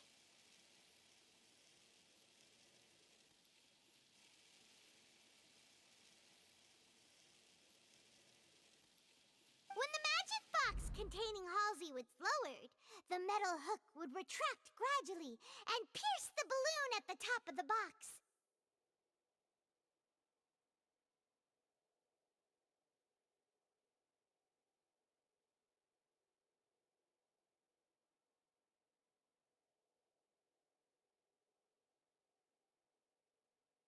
When the balloon attached to the box popped, the water from the primordial seed inside it would pour down and dissolve Halsey. Afterward, Cowl would enter the tunnel and break the flower vase to conceal the water inside the tunnel, with the remaining evidence being covered up by the water tank on stage.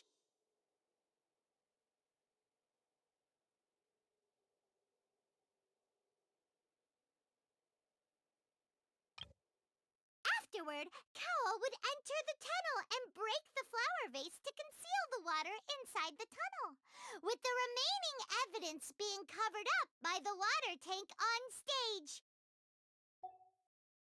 But he encountered something unexpected in the tunnel, and wound up being fatally hit by the same water tank he meant to use to cover his tracks.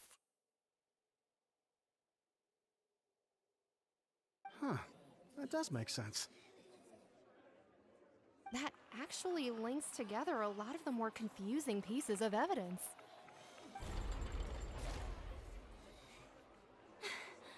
Oh dear, what do I do? Even I think they sound convincing now. Have I falsely accused an innocent person? What a humiliation. Now, it seems like the only point of contention remaining is the exact circumstances that led to Cowl's death. His notes mentioned he had an accomplice who could be related to the situation. On that note, the guards have just contacted me indicating that they uncovered new evidence. I shall now invite him on stage to share it with us. Thank you, Your Honor. We were just inspecting the luggage of the other people involved in this case. And we found an identical sample of the water from the primordial sea among Linny's personal effects. What? That can't be. Oh, I see. Well, how wonderfully comedic to have your own counterattack only to come back and wound you. Does this not clear all doubt? My dear citizens, my loyal audience, allow me to present my reasoning and bring this performance to a swift close. Linny did not need to take part in the dissolution of the young woman at all. Indeed, he did leave the scene via the vent. Having made modifications to the props beforehand, his accomplice Cowl then caused Halsey to vanish using the water from the primordial sea. But upon his return, in cruel avarice, Linny desired sole credit and prepared to do away with his partner in crime. Ultimately, he knocked Cowl out, and the tool meant to cover the crime up also became a murder weapon. Now, as much as I regret having come to such a viciously straightforward conclusion, it does seem that the famed Fatui is quite the cold-blooded and ruthless organization. Am I right, Mr. Linny? We've used up all the evidence we collected. There's no way for us to make a rebuttal here. Is this the end of the road?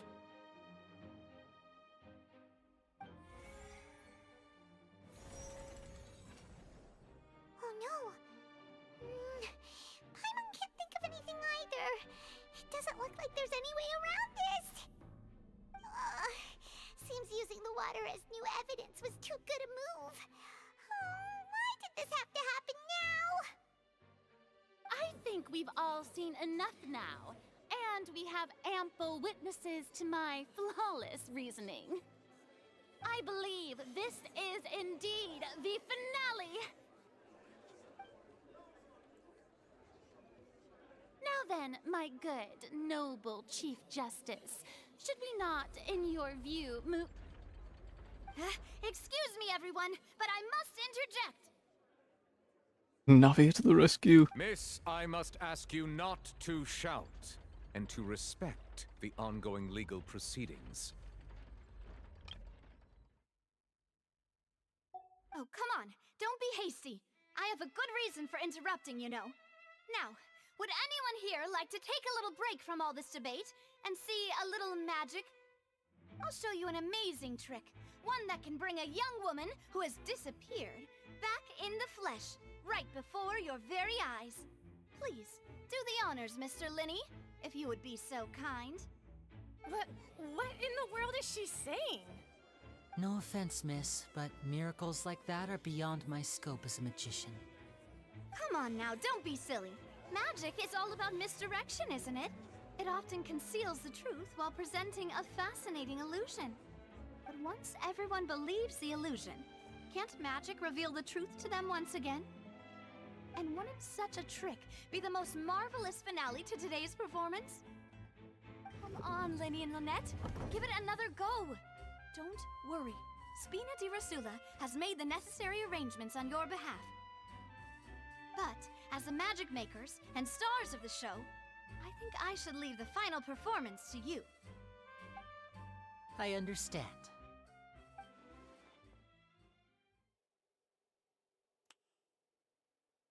And voila!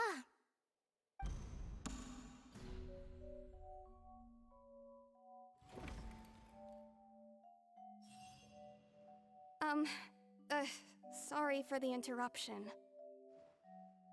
Wait, isn't that Halsey?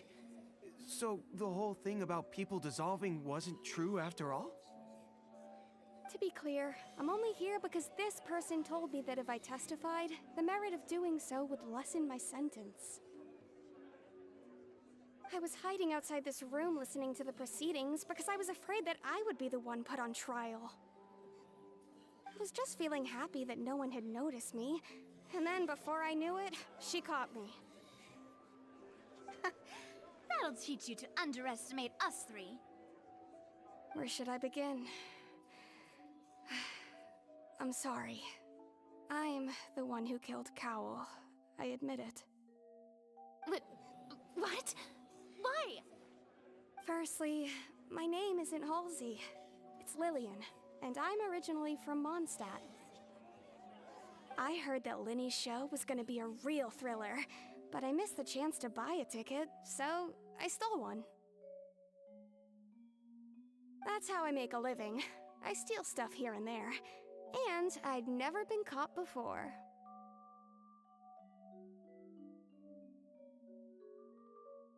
Tell me this is the girl from the start. But I was noticed at the harbor a few days ago, and I barely got away.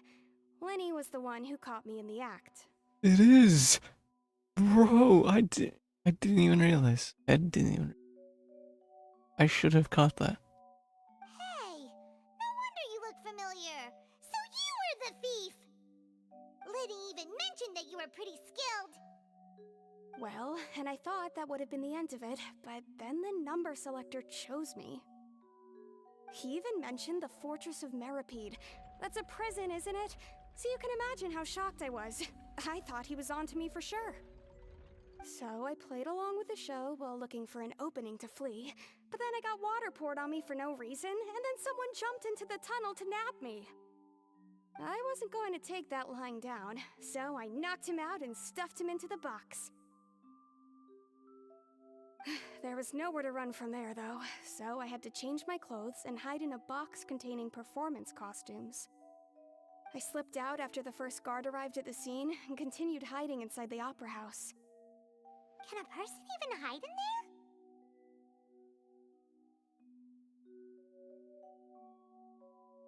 But I swear I didn't know that the water tank would fall down. Really, I swear it. Had I known that, I wouldn't have put him in the magic box. I may be a thief, but I'm no killer. Well, that makes everything pretty clear now, doesn't it? This time, we need to tell the entire story from Lily-Ann's perspective.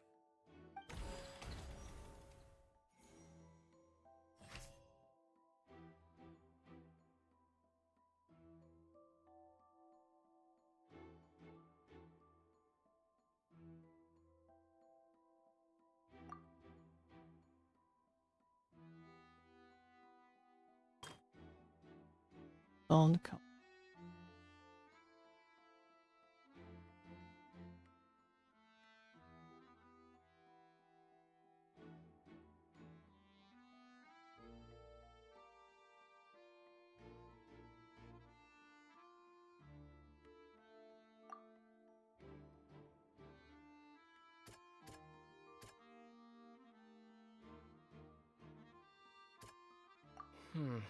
Seems this won't produce a particularly effective rebuttal.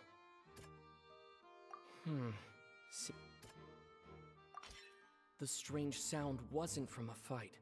It was Lily-Ann's attempt to break out when she was frightened.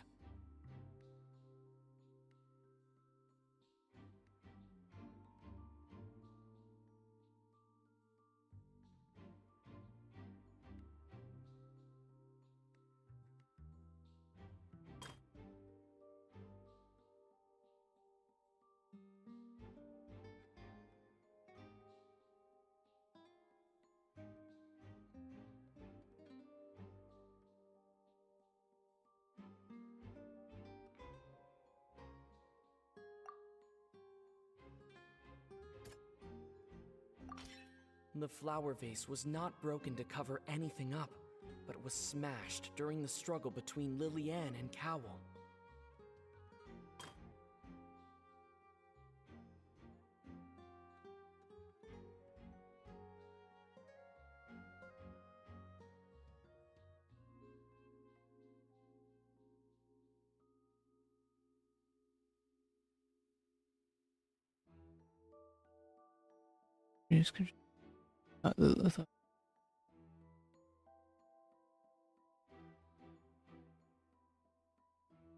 How's he do? Pupils. She changed. Lily-Ann was afraid that she would be recognized if she left, so she changed clothes and hid, biding her time. Just what one might expect of an experienced thief. Yeah. And it's Ace Detective Paimon time! Having been selected out of the blue, Lily-Ann panicked. Her panic only intensified after she entered the tunnel and had water poured on her head. So she kicked the door open, producing the thud we all heard. Hearing the commotion, Cowell leapt into the tunnel, only to discover that Lily-Ann had not dissolved.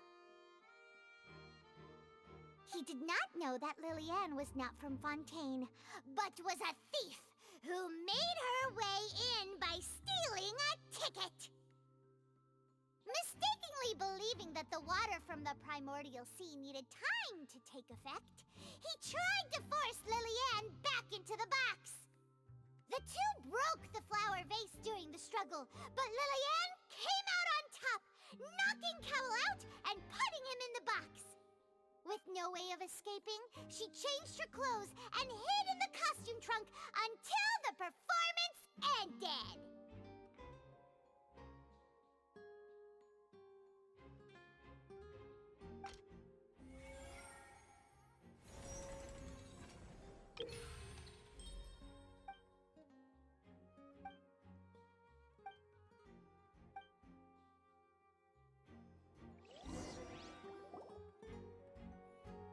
She knew that she would have to go through guard inspection if she tried to leave afterward.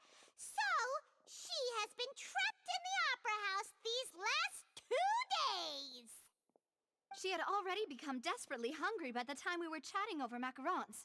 So, she swiped 2 of them right under our noses. Talk about a sneaky thief. At this point, all the tunnel have now come to light! Ah, so that's the whole story. Bravo! Bravo! Good job. Case is solved. Now then, Lady Farina, do you wish to speak against the defense's statements? Please answer the question, Lady Farina. Also, if I may add, the trial has not yet ended. As such, I request that the prosecution not leave the room before the proceedings have concluded. What? Are you reading my mind now? No, I have no further arguments. I admit defeat. But really, could you at least have left me with some dignity? Wow! Look at that! She's like a deflated balloon now! If there are no objections, then as the Chief Justice of Fontaine, I shall once again repeat the full sequence of events. The actual perpetrator of the serial disappearances, Cowell, selected his next victim from the audience reservation list. With some modifications to the selector, he could ensure that the pre-selected young woman would be chosen. To cover up any evidence while committing the deed, Cowell thought of allowing the water tank to fall, which would conceal the water left behind after the young woman was dissolved. He also tampered with the rope suspending the water tank, using the fireworks at the end of the performance to cause the tank to drop and hide the watermarks. He poured the water from the primordial sea into a balloon during the preparation of the magic box and stuck it to the box's lid. Finally, he passed the prepared hook on a rope through the gap in the magic box's door when bringing the young woman to said box. When the magic trick officially began, the box containing the woman was lowered into the tunnel, tightening the hook rope and bursting the balloon containing the water. If all had gone to plan, the young woman would be dissolved at this time. However, Lillian was not from Fontaine, and thus fled the box with a loud noise. Realizing that there was trouble, Cowell entered the tunnel and met Lillian. Thinking that the waters had not yet taken effect, he decided to proceed. However, his opponent was more capable than he thought, and he was overcome, knocked unconscious, and placed into the magic box, and thus became his own final victim. Lillian, according to her own statements, then changed clothes and hid until the performance ended, before hiding in other parts of the opera house. As for Linny, he was in the underground structures within the opera house, and was thus ignorant of these happenings. From this reconstruction of events, we can conclude that Linny, the accused, is in fact innocent.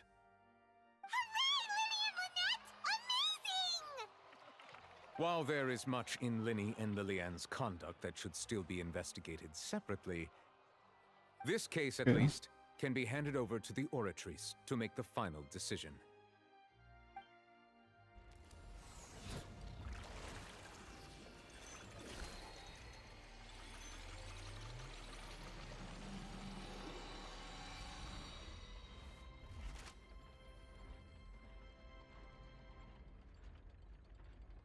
As such, Linny and Lynette are officially declared not guilty.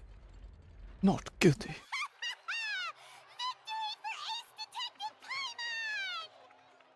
Great work, partners. Thank you all. Thank you so much. Next, I think we deserve an explanation, Guard Vaughn. How did you find the water from the primordial sea in Linny's baggage? Right! Your discovery caused me to make a serious mistake, you know. Or was that not a discovery, but false evidence that you dare to bring before this court? I suspect that the accomplice mentioned in Cowell's notes was not Linny, but you, yes? I'm sure you know what you must do to lessen your sentence. Speak quickly!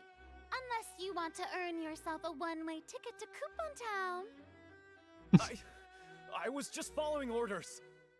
We were supposed to place blame for the serial disappearances onto Linny, and thus cause suspicion to fall on the Fatui. The higher-ups said this was the best opportunity to do so. And now that your plan has fallen through, and the secrets of the water have been revealed, you have become a liability to said higher-ups, yes? Therefore, you would be wise to tell everything you know, and seek the protection of the guards. Yes, I'll tell you everything I know. Our boss discovered that the water can cause people to dissolve. It can also be made into a potion, which when extremely diluted, can cause people to experience unforgettable exhilaration. We've been in this business for a while now, and have made decent mora off it. The disappearances were also the boss's idea. I mean, this is the boss we're talking about. The...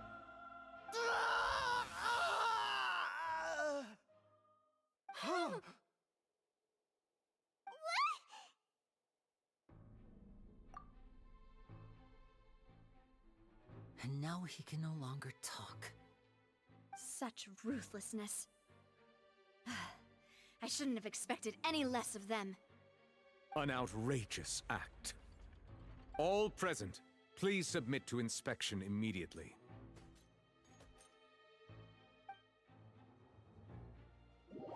Ooh.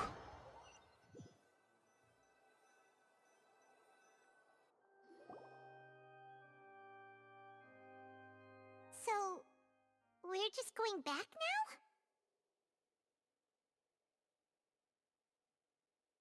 That's true, but... Traveler, Paimon! Please wait. Lenny... I know you may not want to speak to me right now. Maybe you don't even want to look at me. But still, let me thank you again for defending me to the end, even after you learned that I'm a member of the Fatui.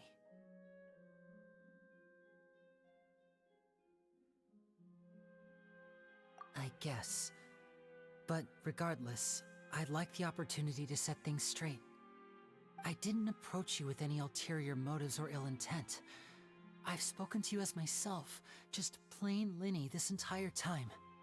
As for why I'm a Fatus, it's because the goals of the House of the Hearth align with those of an orphan like me. That's all. That was how Father, who you might know as the Knave, approached recruiting us back then too. The Knave? The one who controls the House of the Hearth? She's your father? That's right. And since we're here, I was wondering, would you mind hearing a story? It's about my past. Back when our parents first died, Lynette and I were left wandering the streets. To survive, I took to surreptitiously observing an older street performer who did magic. It took me several days to figure out how he pulled off his amazing tricks. I took my sister through several streets until we found a crowded corner, and we began to perform magic tricks there. To my surprise, we proved to be pretty popular, and we could at least stop worrying about where our next meal would come from for a time. But I didn't want my sister to remain a street rat together with me forever. Before long, an aristocrat came to me and claimed that he wished to take us in after watching my performances. So you went from orphans to nobility just like that? That was how we felt at first too. As if fate was on our side and we could say goodbye to those painful days. But I gradually discovered that while we were called foster children, he was really after my talent for magic tricks. He would constantly take me to all sorts of banquets to garner attention, which he would then use to expand his social circles. That doesn't seem too bad either. Better than roaming the streets at any rate. It took a while for me to realize just how dark his heart really was. After one particular performance at a banquet, I discovered that Lynette was not on the same return vehicle as me. I waited a long time after we returned home, but she did not come back. I went to that noble's bedroom and asked him about her whereabouts. The answer he gave me was, she caught the eye of the most eminent person at the banquet, so I sent her over as a gift. I mean, you'll be able to perform your magic regardless of who your assistant is, yes? Oh no. So he was gonna...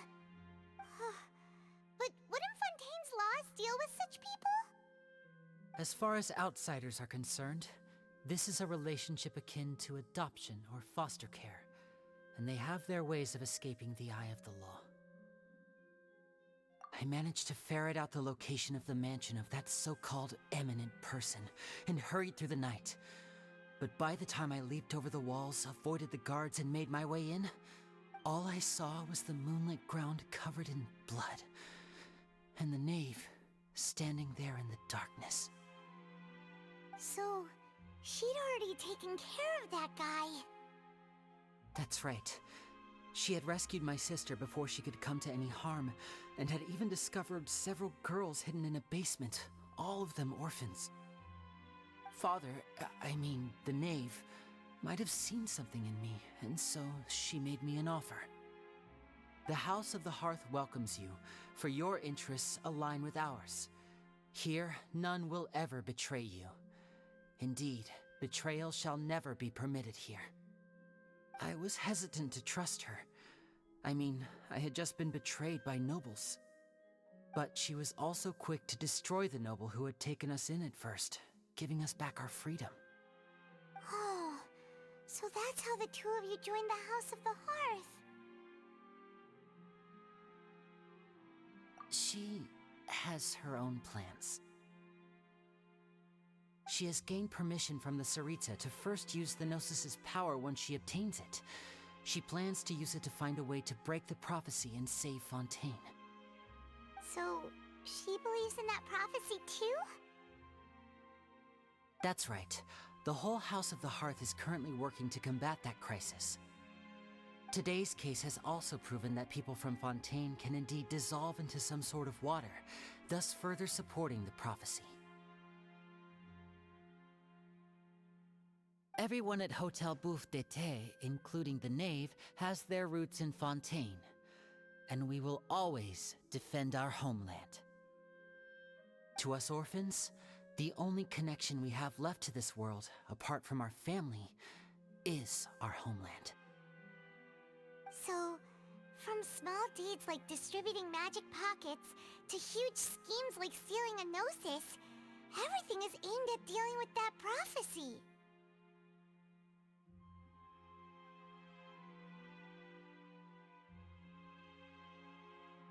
It's all right. I understand. The only thing I can do is relate all this to you. I just hope you can understand that even as a member of the House, I have never stopped making my own decisions, and that I believe what I'm doing is right. If you should need anything at all in the future, feel free to find me. I will do my best to help you, as plain Linny.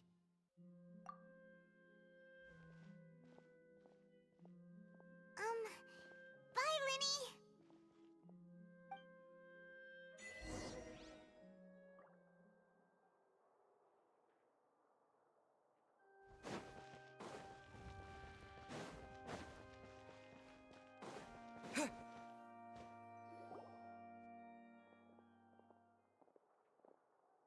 Hey there! What was with the disappearing act you pulled right as the trial ended? Were you looking for us, Navia? Well, this whole thing isn't exactly over, is it? I do feel that we're getting closer to solving the serial disappearances case, though. Don't you think so, too? Huh? What's wrong, my dear partner?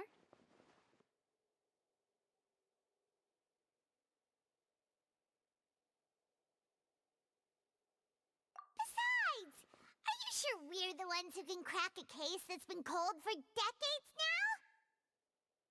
And given that there's new evidence from the trial, there should be a trail of breadcrumbs for the Hydro Archon's people to follow now, right? Ah. I see. Well, I won't lie. I'm a little shocked to hear that from you. But I suppose you are just travelers who have only arrived in Fontaine after all. Sorry. I might have been too presumptuous. Don't say that, Navia. Ah, and we were having so much fun investigating with you, too. It was like having new waters flowing into a stagnant mire, causing new hope to spring forth, and the reflection in the murk to become clearer. Sorry about that. I'm a bit prone to nostalgia. Don't mind me. Wait, shall we have a farewell meal? You know, to commemorate our time as partners? Huh? Do we really need to get that formal? Well, guess you really did treat us as partners, huh? Well, I'd just like to have a proper ending to every important memory. That way there are no regrets later. Anyway, it would just be a meal, so it shouldn't take up too much of your time. You don't have to twist Paimon's arm. If Boss Navi is treating, count Paimon in! Oh, wonderful! In that case, why don't we return to the court of Fontaine and head to the Hotel de Boer? I believe we'll make it just in time for dinner. All right then, let's have our farewell meal! That is Act 1 complete.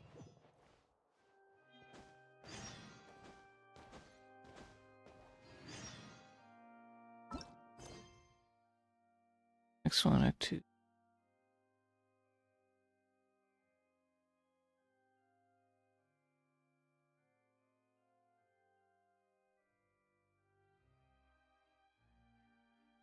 Operation.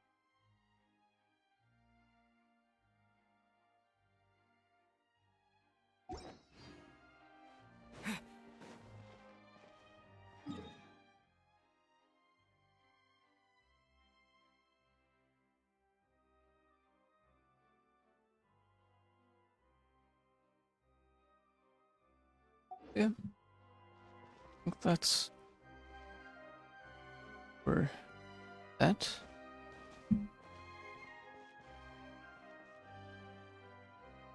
Yeah. Took me less than 4.